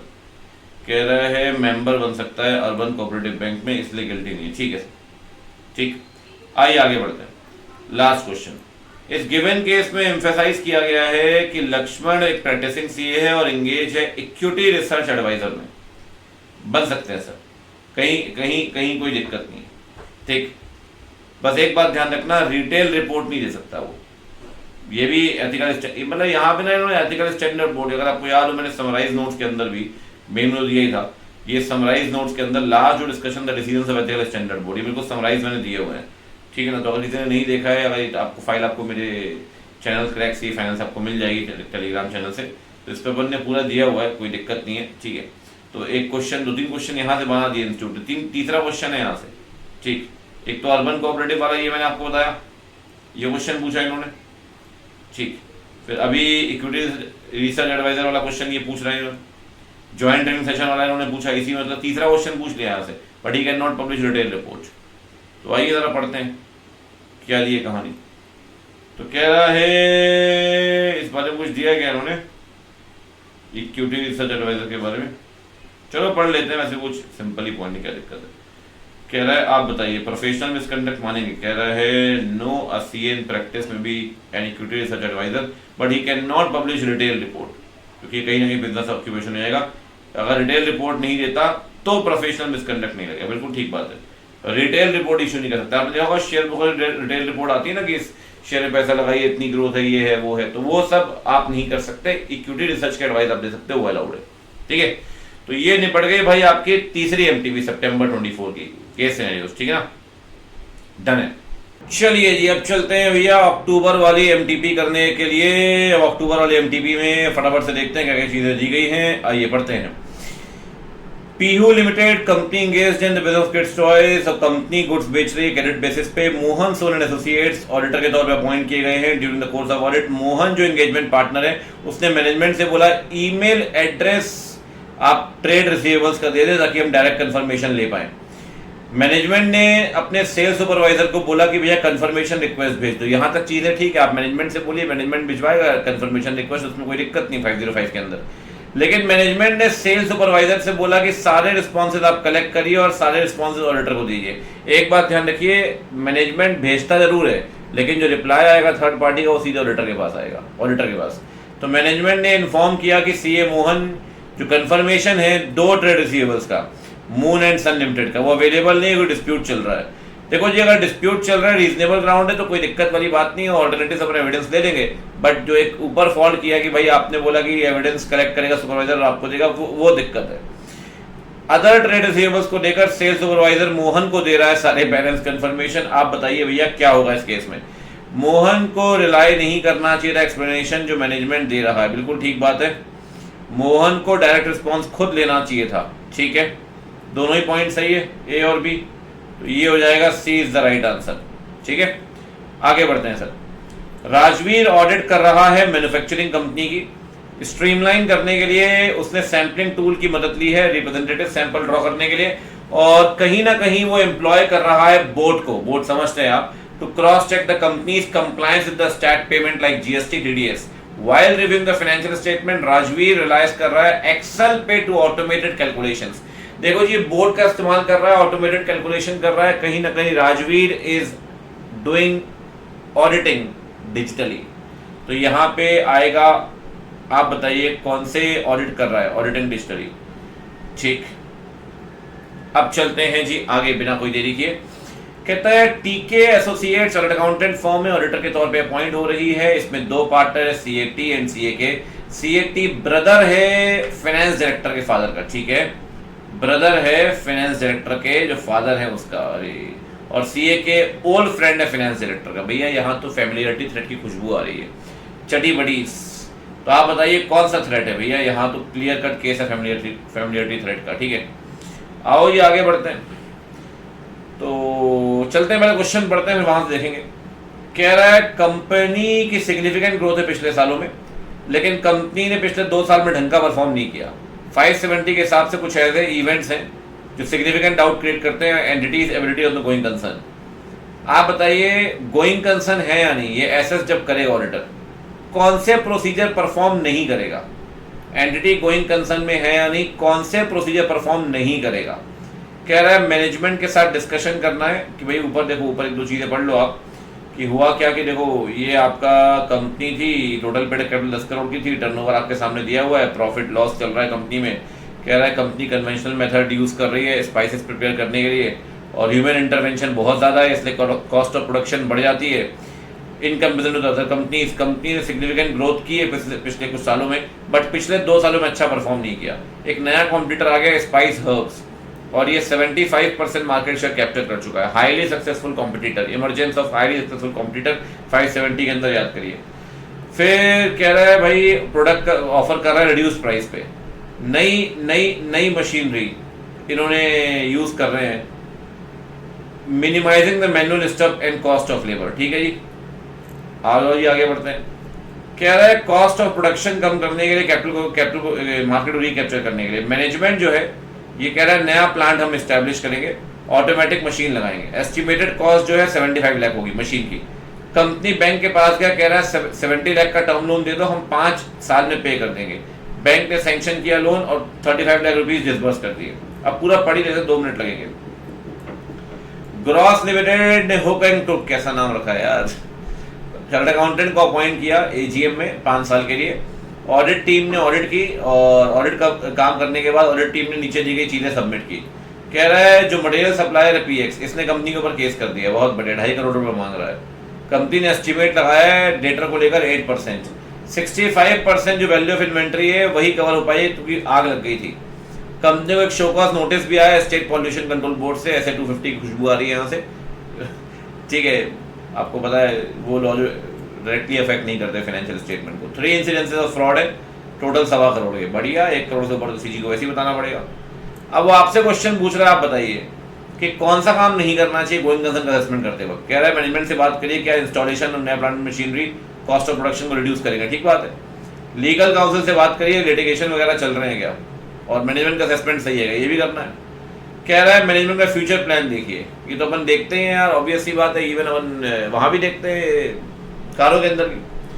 एनालाइज करिए और डिस्कस करिए कंपनी का cash flow and profit of the previous year.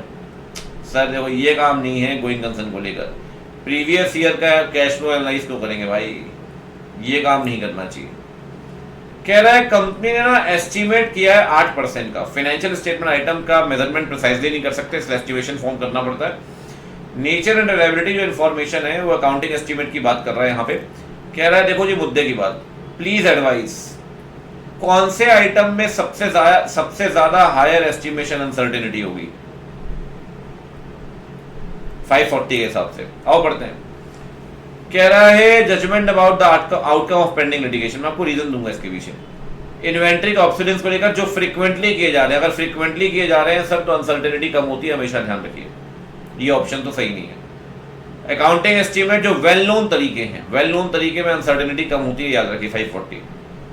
Doubtful debt को लेकर कर रहे हैं जहां पे review of similar accounting estimate prior period में कोई सिग्निफिकेंट डिफरेंस नहीं लग रहा है, ये भी ठीक नहीं है। यहाँ तीनों में सर्टेनिटी मानेंगे, मतलब उतनी 100% सर्टेनिटी कभी भी नहीं आती, बट कंपैरेटिवली अनसर्टेनिटी कम होगी। अब एक ही पॉइंट बचता है ये वाला, तो यहाँ पे अनसर्टेनिटी हाई होगी। यहाँ क्यों फ्रिक्वेंटली, यहाँ वेल नोन और यहाँ पिछले सालों में किया हुआ था, कोई सिग्निफिकेंट डिफरेंस नहीं है। कहता है जी कंपनी अपने नोट्स में डिस्क्लोज करे कि केस चल रहा है, ऑडिट एविडेंस आपने इकट्ठा किया, आपको लगता है यूजर को बताना जरूरी है सर, फाइनेंशियल स्टेटमेंट बता दो ना सर, अगर केस चल रहा है यूजर को आप बता दो यूएम पैराग्राफ के अंदर, कोई दिक्कत थोड़ी, केस के बारे में बता सकते हैं यूएम पैराग्राफ में। कह रहा है include an EOM in auditor's report having a clear difference to the matter being decided and issue. अरे यार ये भी ठीक। कहता है include adverse disclaimer EOM in auditor's report having clear difference to the matter, ठीक, ईओएम देना है आपको, मैटर को एम्फसाइज करना है। कंपनी को शो कॉज नोटिस मिला है स्टेट पॉल्यूशन कंट्रोल बोर्ड से 250 के हिसाब से, ऑडिटर को परफॉर्म करना चाहिए प्रोसीजर ताकि इंस्टांसेस ऑफ नॉन कंप्लायंस को आइडेंटिफाई कर पाए, इसका मटेरियल इफेक्ट होगा फाइनेंशियल स्टेटमेंट पे। एज द ऑडिट टीम आप बताइए सर, ये आपको जो पता चल रहा है इंस्टांसेस ऑफ नॉन कंप्लायंस, कौन सा प्रोसीजर परफॉर्म नहीं करना है, नहीं करना है। आइए जी कौन सा प्रोसीजर परफॉर्म नहीं करना देखते। कह रहा है nature of the act and circumstances देखिए, ठीक है सर, जो करना पड़ेगा। Take further information possible effective financial statement, matter discussion management के साथ करिए अगर सफिशिएंट इन्फॉर्मेशन नहीं मिल रही, इफेक्ट ऑफ नॉन कंप्लायंस अगर मटेरियल अगर लीगल एडवाइस दीजिए।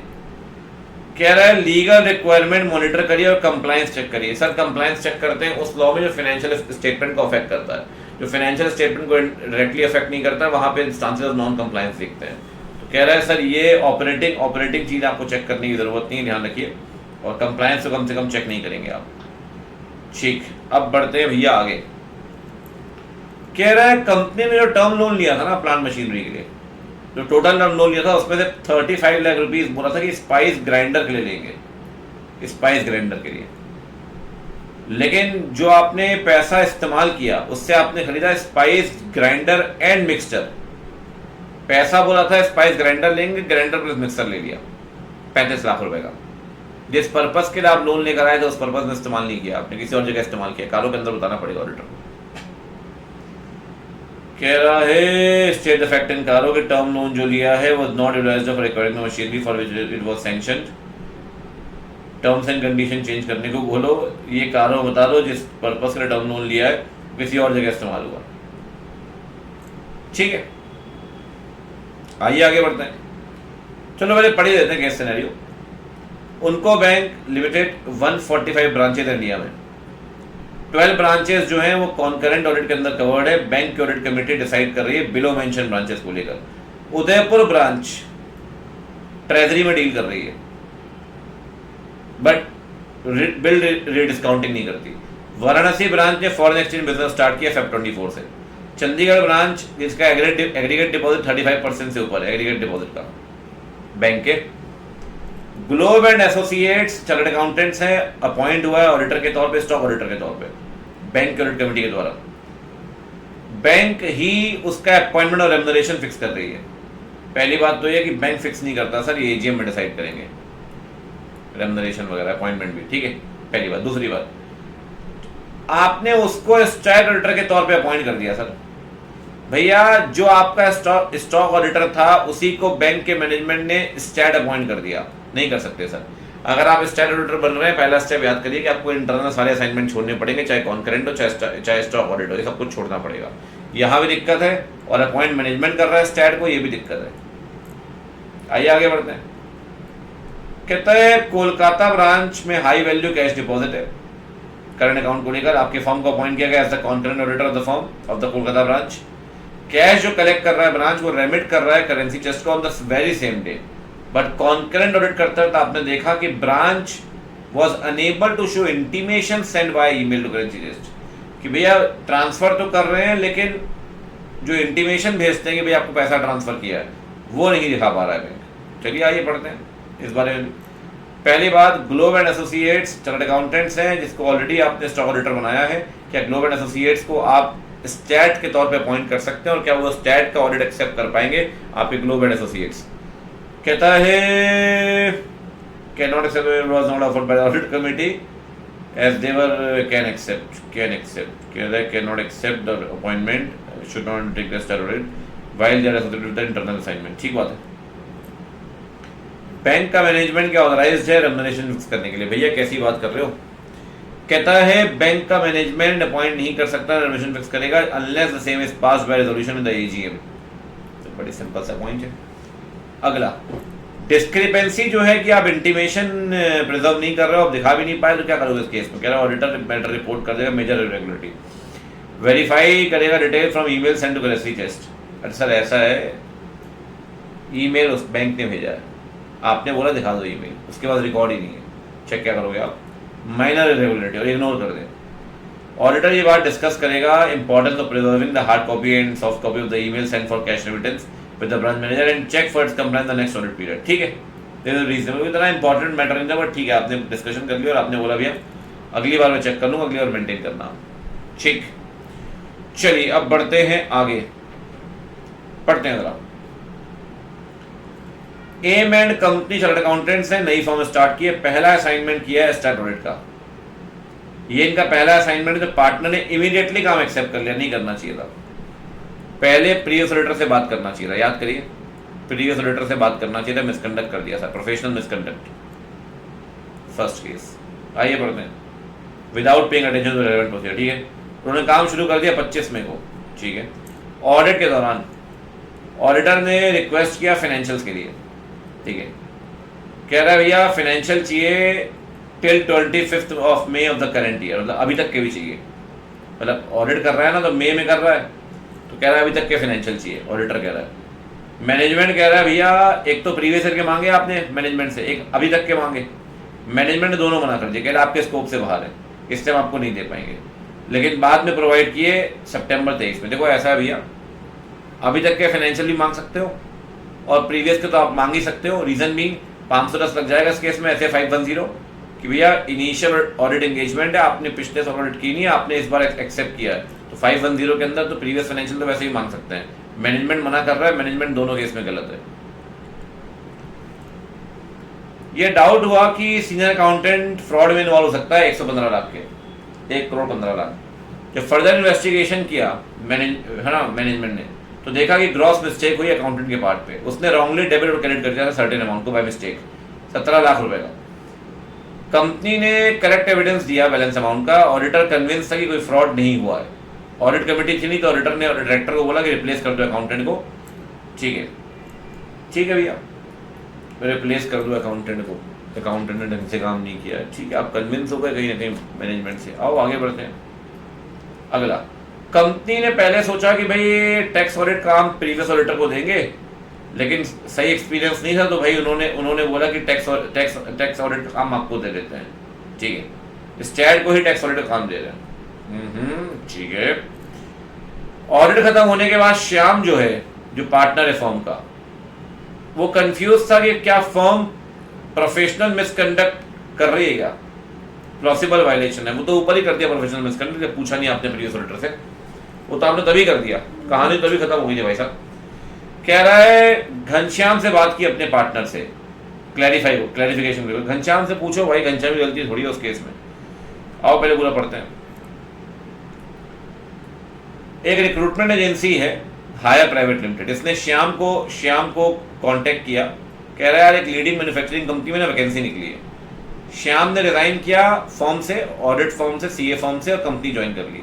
एजेंसी ने बोला जितनी आपकी सैलरी होगी सीटीसी उसका 0.2% हम कमीशन लेंगे। सर नहीं कर सकते, पार्ट 2 लग जाएगा ना, जॉब में जा रहे हो आप। अगर अपना कोई क्लॉज 1, अगर अपना कोई भी मॉन्यूमेंट का बेनिफिट का शेयर दे रहे हैं किसी भी पर्सन को तो सर अलाउड नहीं है, ये प्रोफेशनल मिसकंडक्ट लग जाएगा भैया, पार्ट 2 क्लॉज 1।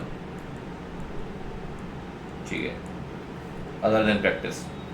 कह रहा है उसका फ्रेंड मैनेजर था तो फुल डिस्काउंट, उससे मतलब नहीं है सर। जब श्याम ने रिजाइन किया तो घनश्याम ने ना कंप्लेंट फाइल कर दिया आईसीए में, बोला कि श्याम ने वायलेशन किया है सीए एक्ट का और गिल्टी है प्रोफेशनल मिसकंडक्ट के लिए।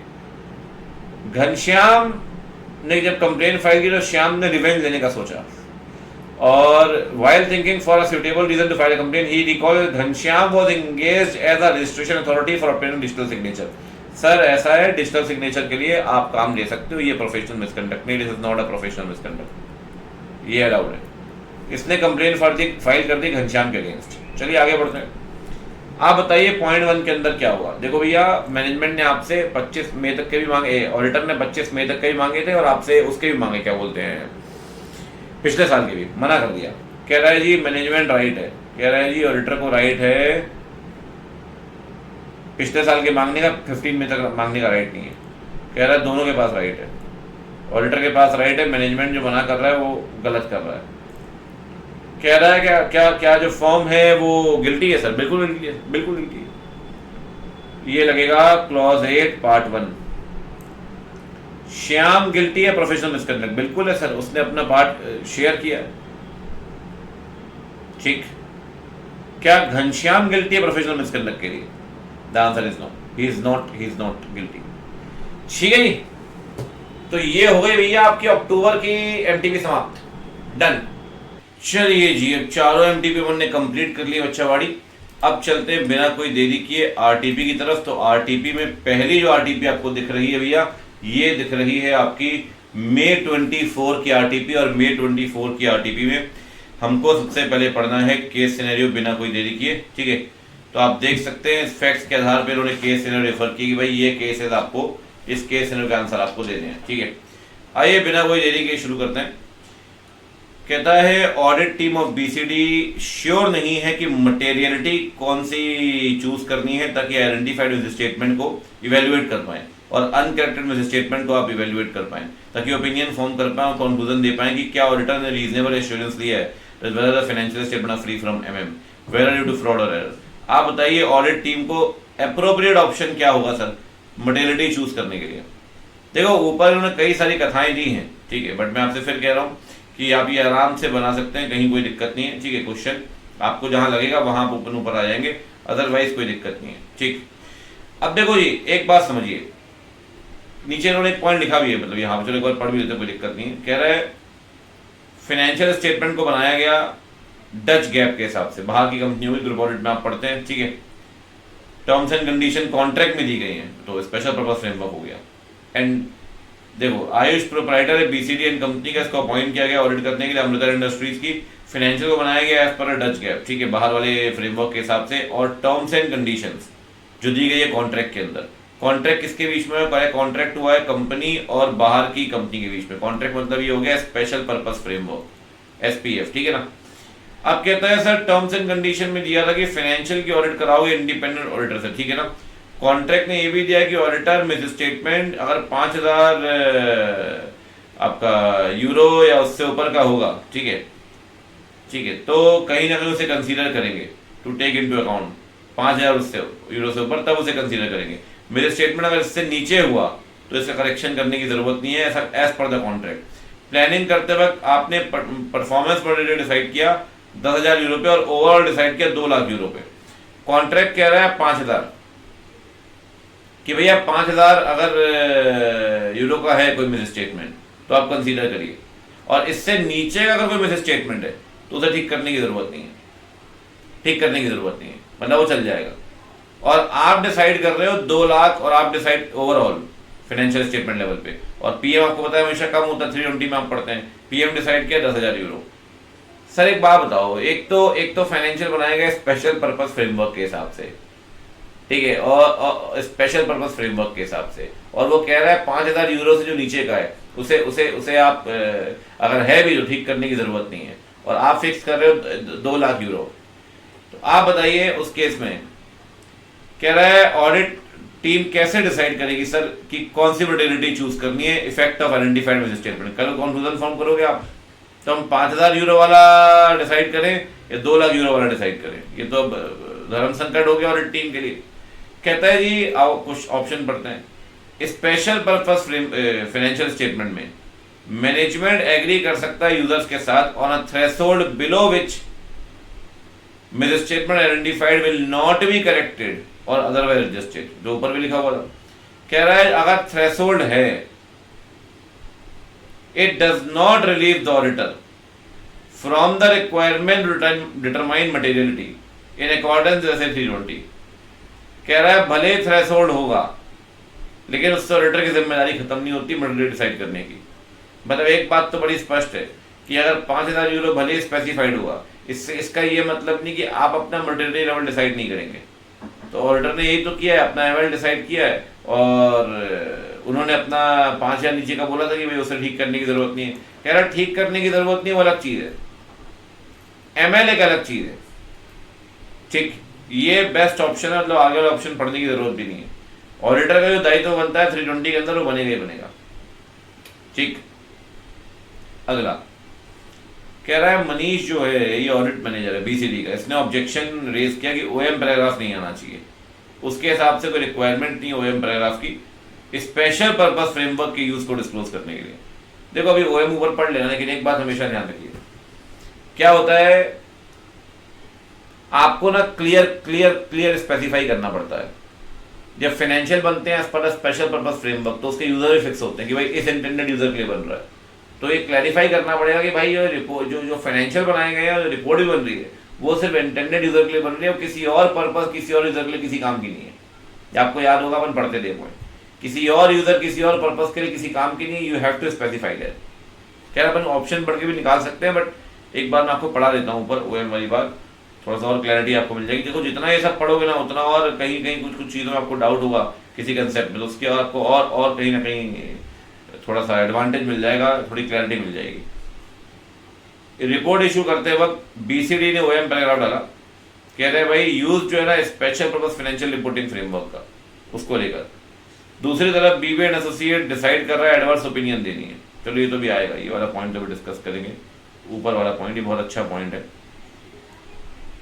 ये दूसरा पॉइंट, ये फर्स्ट पॉइंट से क्वेश्चन पूछा तो कोई ओएम पैराग्राफ डालना पड़ेगा। देखो जी ऐसा है, मैं आपको बताऊं,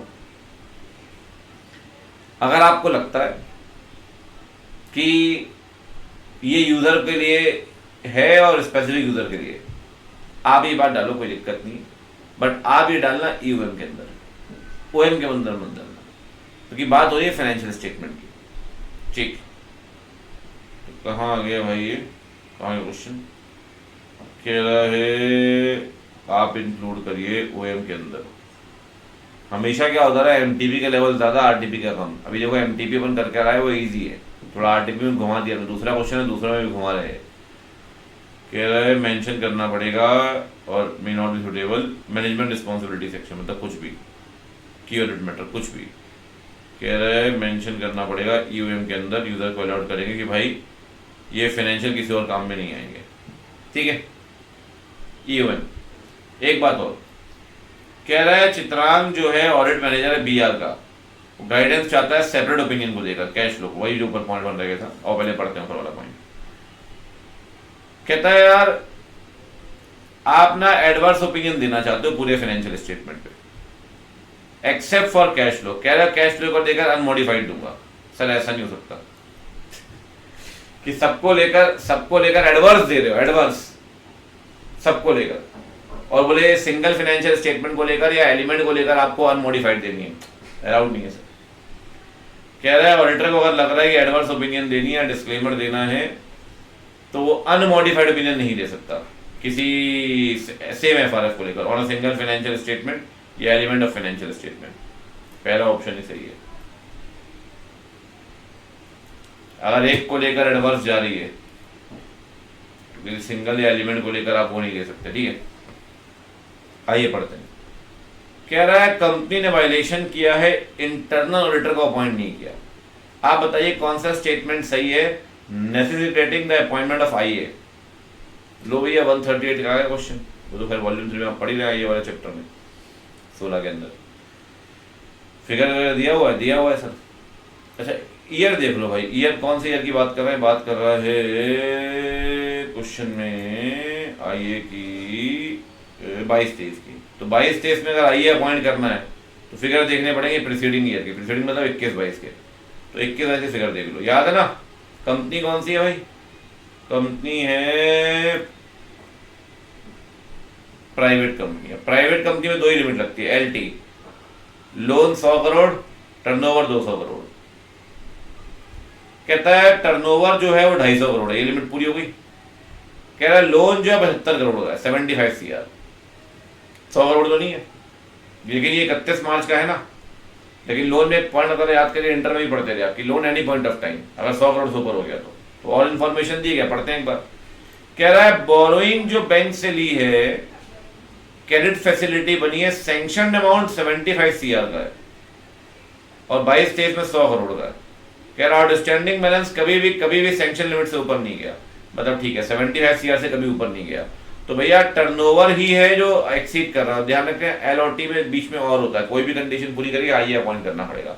तो आईए अपॉइंट आप करेंगे, बट करेंगे टर्नओवर की वजह से, क्योंकि लोन कभी भी एक्सीड नहीं करा आपका। तो क्या रीजन है, कह रहा है अपॉइंट करना पड़ेगा आईए, ठीक है, टर्नओवर, ठीक है। इंटरनल ऑडिटर जो है वो इंडिविजुअल या पार्टनरशिप फॉर्म होगी, नहीं सर, जो आईए होगा ना वो इंडिविजुअल भी हो सकता है, पार्टनरशिप फॉर्म भी हो सकती है और बॉडी कॉर्पोरेट भी हो सकती है। बॉडी कॉर्पोरेट कभी स्टैट नहीं बन सकती, और बॉडी कॉर्पोरेट आपकी वो जरूर बन सकती है आईए। कह रहा है बोरोइंग एक्सीड कर रही है, मतलब ही नहीं, कह रहा है टर्नओवर एक्सीड कर रहा है। आईए जो है वो आपका इंडिविजुअल, पार्टनरशिप और बॉडी कॉर्पोरेट कोई भी सकता है, ठीक है sir, this is the right option. बढ़िया। एक बात और कहता है, इस केस में आनंद एक ऑडिट एग्जीक्यूटिव है, इसने बहुत सारे प्रोसीजर परफॉर्म किए during the course of audit. कौन सा procedure not likely to be considered as the risk assessment procedure. वाह, ये तो 315 वाला क्वेश्चन पूछ लिया इन्होंने। यहां तो पढ़ते ही इंटर में पढ़ते हैं 315। ट्रेंड एनालिसिस एआरपी करना पड़ता है सर, इवन कंपनी प्लांट को भी विजिट करते हैं हम, internal control manual, inspection, observation, ARP तीनों डाल दिए, ये तो करना पड़ेगा। इंक्वायरी भी करनी पड़ती है, इंक्वायरी भी करनी पड़ती है एज पर्सनल से। कह रहा है एक्सटर्नल लीगल काउंसिल से 315 में नहीं पूछना पड़ता था, वो जो इंक्वायरी आप करते हो 501 के अंदर करते हो, एक अलग चीज है, बट रैप का पार्ट नहीं मानते इसे, this not a part of RAP. अब आते हैं सर इंडिपेंडेंट एमसीक्यू में। Save health insurance limited company है, हेल्थ इंश्योरेंस सेक्टर में काम कर रही है, क्लेम मैनेजमेंट सिस्टम है, इनकमिंग क्लेम को इमीडिएटली आइडेंटिफाई कर रहे हैं, वेबसाइट ही आइडेंटिफाई कर रही है जो क्लेम आ रहा है।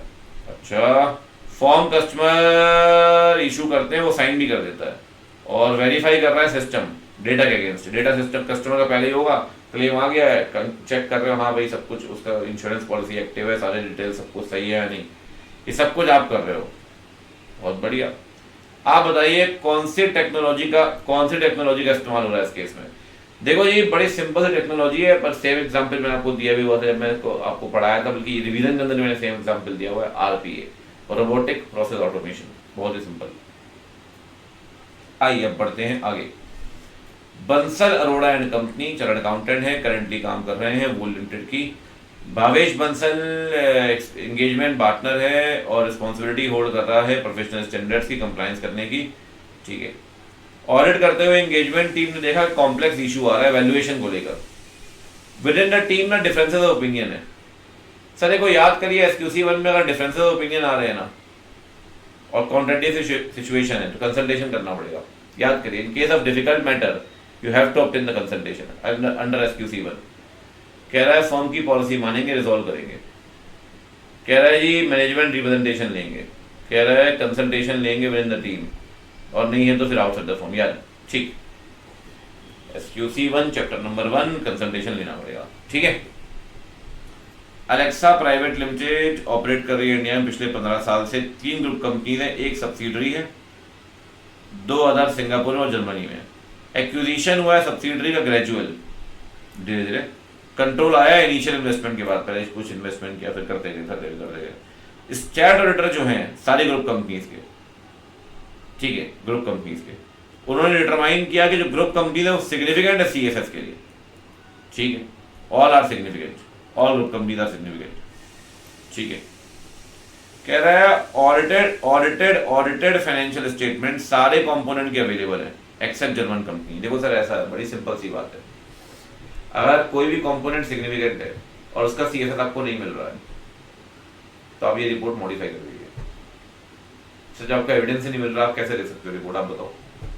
किसी भी कंपोनेंट ऑडिट आपने डिले कर दी है उस कारण से, ठीक है, मतलब उसकी ऑडिट डिले हो गई जिससे आपको नहीं मिल पा रहे हैं उसके फाइनेंशियल और आप कंप्लीट नहीं कर पा रहे हो, ठीक है, तो आप बताइए सर क्या करेंगे इस केस में। कुछ नहीं करना सर।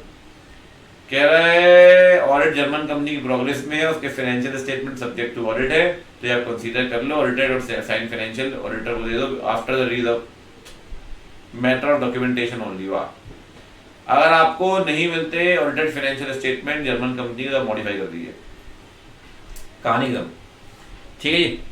तो भैया ये हो गई आरटीपी आपकी मई 24 की केस सिनेरियोस। अब चलते हैं भैया आरटीपी नवंबर 24 की, क्या कहते हैं। तब नवंबर 24 की तरफ चलते हैं और अगेन आएगा इंटीग्रेटेड केस सिनेरियो, बट उसके लिए अपने को पहले पढ़ना पड़ेगा क्वेश्चन। जो साइबर अटैक हुआ है उसे क्या बोलेंगे, तो पढ़ते हैं भाई कौन साइबर अटैक हो गया इनके ऊपर।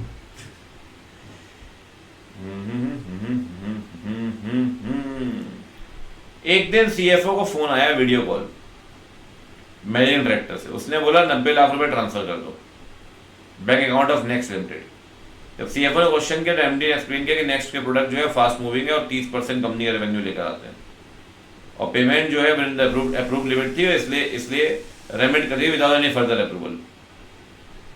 सीएफओ ने ट्रांसफर कर दिया। एक महीने के बाद जब बीआरएस बना रहे थे तो सीएफओ ने रियलाइज किया कि 5 इंक्रीमेंटल पेमेंट 90 लाख की गई नेक्स्ट लिमिटेड को, ठीक है। ये पेमेंट अनरिकनसाइल है, मतलब रिकनसाइल नहीं हुई और इसकी कोई करस्पॉन्डिंग एंट्री भी नहीं है बुक्स में।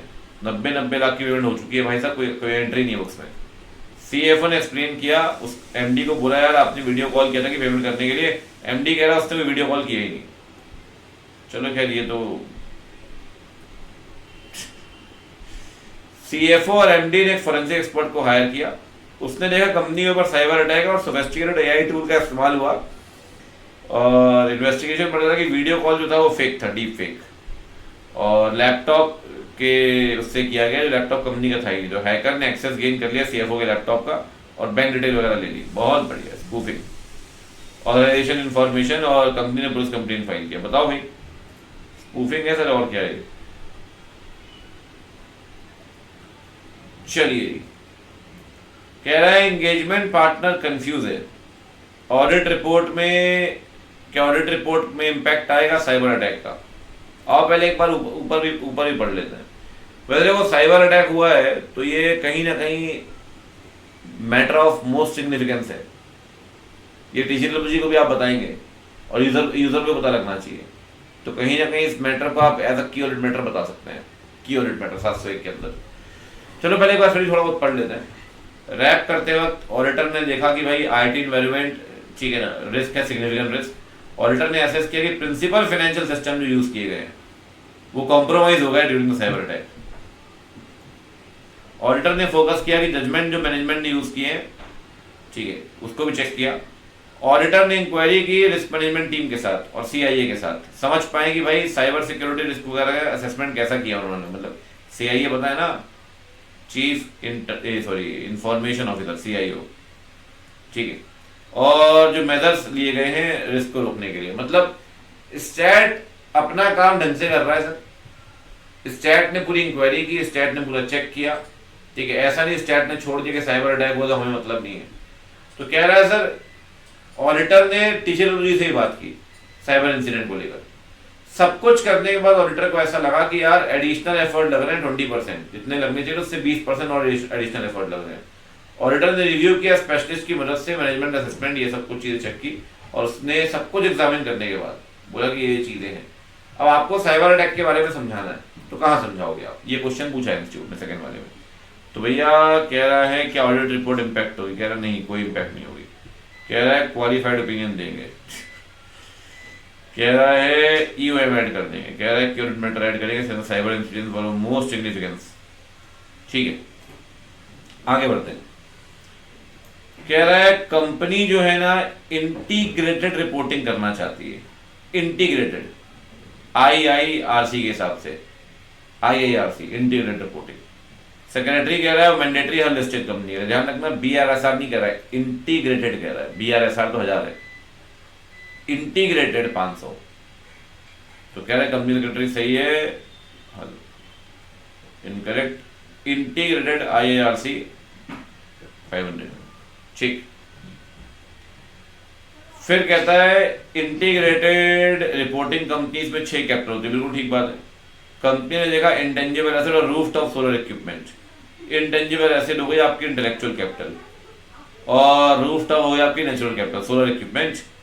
ठीक है, तो ये हो गया नेचुरल और फाइनेंशियल, इंटेलेक्चुअल, नेचुरल। ठीक है, क्या ऑडिटर एक्सेप्ट कर सकता है system audit as per Comtech Limited? पढ़ लेते हैं एक बार, वरना तो वैसे भी बन ही जाएगा, ऐसी कोई दिक्कत नहीं है। बट क्या दिया हुआ एक बार देख लो। मैनेजमेंट ना इम्प्रेस हो गया ऑडिटर के डिटेल के, जो उसने ढंग से काम किया साइबर अटैक को लेकर। ठीक है, जो डिलीजेंस उसने रखा और सब कुछ डील किया उस साइबर अटैक को लेकर, तो मैनेजमेंट ने देखा है ऑडिटर को तो काफ़ी नॉलेज है, इन डेप्थ नॉलेज है, और इन्वॉल्वमेंट आईटी स्पेशलिस्ट का भी उसने किया है, एक्सपीरियंस भी है साइबर सिक्योरिटी को लेकर। तो मैनेजमेंट को ऐसा लगा कि ऑडिटर ही सही चॉइस है आईटी सिस्टम की ऑडिट करने के लिए। आप बताइए, आपको सिस्टम ऑडिट देना चाहते हैं, क्या ऑडिटर सिस्टम ऑडिट ले सकता है? सर देखो, सिस्टम ऑडिट प्रोहिबिटेड नहीं है, ना तो पी के अंदर प्रोहिबिटेड है, सी एक्ट के अंदर ना तो भाई पी के अंदर प्रोहिबिटेड है, ना ही कंपनीज एक्ट के अंदर सेक्शन 144 में प्रोहिबिटेड है। तो ये प्रोहिबिटेड नहीं है, सिस्टम ऑडिट आप एक्सेप्ट कर सकते हैं, कोई दिक्कत वाली बात नहीं है। कहता है इस केस में yes the state can accept the assignment of the system audit. ठीक है ना, चलिए अब बढ़ते हैं आगे। तो ये हो गई कहानी डन। इसके बाद इंडिपेंडेंट एमसीक्यू भी है। क्या कहते हैं? सीए विजय ने क्वालिफाई किया है सीए के तौर पे नवंबर 22, प्रैक्टिस कर रहा है दिल्ली में। उसके पास और भी टाइम था एक्टिविटीज में डिवोट करने के लिए। वो 4 ऑप्शन देख रहा है भाई, बताओ 4 ऑप्शन क्या क्या है। कहता है पार्ट टाइम ट्यूटरशिप करना चाहता है, कोचिंग ऑफ द इंस्टीट्यूट में कोई दिक्कत नहीं है, कर लो इंस्टीट्यूट में। Editorship of journal and other than professional journal, इसके लिए आपको स्पेसिफिक परमिशन लेनी पड़ेगी सर। ठीक, रिकवरी कंसल्टेंट चलेगा, एग्रीकल्चर लैंड चलता है, एग्रीकल्चर इनकम चलता है, कोई दिक्कत नहीं है, ये तीनों चलेंगे। स्पेसिफिक परमिशन लेनी पड़ेगी for professional journal other than professional journal, उसके लिए कह रहा है स्पेसिफिक एंड प्रायर परमिशन। ठीक है सर, आगे बढ़ते हैं। कहता है आरके जो ऑडिटर है शिप्रा लिमिटेड का, उसने रिजाइन कर दिया पर्सनल रीजन की वजह से, एसपी को अपॉइंट किया गया एज द सब्सिक्वेंट ऑडिटर। बिल्कुल ठीक बात है। अब आप बताइए, जो एसपी को आपने अपॉइंट किया एज द सब्सिक्वेंट ऑडिटर, तो ऑडिट खत्म करते करते क्या रेजिग्नेशन की बात करें कारों के हिसाब से? याद करिए, कारों में पॉइंट था कि अगर पिछला स्टेट रिजाइन करता है तो आपको उसके ऑब्जेक्शंस कंसर्न्स कंसीडर करने पड़ेंगे, ये पॉइंट दिया हुआ था वहां पे। तो कह रहा है नो, कह रहा है should report the resignation of CARK and देखना पड़ेगा उसके इश्यूज और ऑब्जेक्शन। ठीक है सर। कह रहा है SMN limited management consultancy firm है, ऑपरेट कर रही है पिछले 15 साल से, फाइनेंशियल रिपोर्टिंग प्रोसेस साउंड है, स्टेट ऑडिटर ने क्लीन रिपोर्ट दी है ऑडिट को लेकर। मैंडेटरी ऑडिट रोटेशन चल रहा है कंपनीज एक्ट के अंदर, अपॉइंट किया गया आपको नए ऑडिटर के तौर पे। ठीक है, MNO ने प्रोसीजर परफॉर्म किए हैं करंट ईयर और ओपनिंग बैलेंस को लेकर, सिग्निफिकेंट इशू नहीं मिला सर उसको। ठीक है, और OM के अंदर ये बात आप बताना चाहते हैं कि प्रीवियस ईयर की ऑडिट किसी और ने की, बता दो सर। अगर प्रीवियस ईयर की ऑडिट किसी और ने की तो आप OM के अंदर ही बता सकते हैं। ये बात 510 तो देखो है ही, बाकी 710 के अंदर लिखा हुआ है 710 में, कोई दिक्कत नहीं है, बात आप बता दो। तो ये आप OM के अंदर बता रहे हो, कोई दिक्कत नहीं। मैनेजमेंट ने ना रिक्वेस्ट की, बोले ये रेफरेंस हटा दो, OM से हटा दो, ये रेफरेंस की जरूरत नहीं है। ऑडिटर नहीं मान रहा, क्या रेफरेंस देना पड़ेगा। आप बताओ कौन गलत है, ऑडिटर गलत है मैनेजमेंट गलत? सर मैनेजमेंट गलत है। कह रहा है मैनेजमेंट का कंटेंशन वैलिड है। कह रहा दो ऑप्शन है या तो ऑडिट प्रोसीजर परफॉर्म करो ओपनिंग बैलेंस पे या रेफरेंस दो, ऑडिटर मिक्सअप नहीं कर सकता थिंग्स। वाह। कह रहा है सिचुएशन में even if the auditor wants to give audit such reference, auditor और मैनेजमेंट दोनों को प्रीवियस ऑडिटर से पूछना पड़ेगा। कैसी बातें कर रहे हो? ऑडिटर का ओपिनियन सही है, वो एज पर द ऐसे है, इसलिए उसे कहीं ना कहीं रेफरेंस देना पड़ेगा in the other matter paragraph की भाई ऑडिट जो है वो मैंने नहीं पिछले ऑडिटर ने की है। इवन S10 तो S1 मैं कह रहा हूँ S1 कह रहा हूँ 710 ये भी कहता है यार पिछले साल ऑडिट हुई भी नहीं तब भी आप रेफरेंस दे देना। OM के अंदर OM में रेफरेंस तो कोई दिक्कत वाली बात नहीं। तो भाई ये हो गया आपका RTP फॉर नवंबर 24 डन। ये सारे केस सिनेरियो अपन ने डिस्कस कर लिए हैं, 4 MTP 2 RTP मुझे लगता है आपके लिए हेल्पफुल रहेंगे। ठीक है, तो आपसे मिलते हैं अगली वीडियो के अंदर जहां हम डिस्कस करने वाले केस स्टडीज को। ठीक है, तब तक के लिए पढ़ाई करते रहिए, आग लगाते रहिए, फोड़ते रहिए, जल्दी मुलाकात होगी। Bye, take care, see you.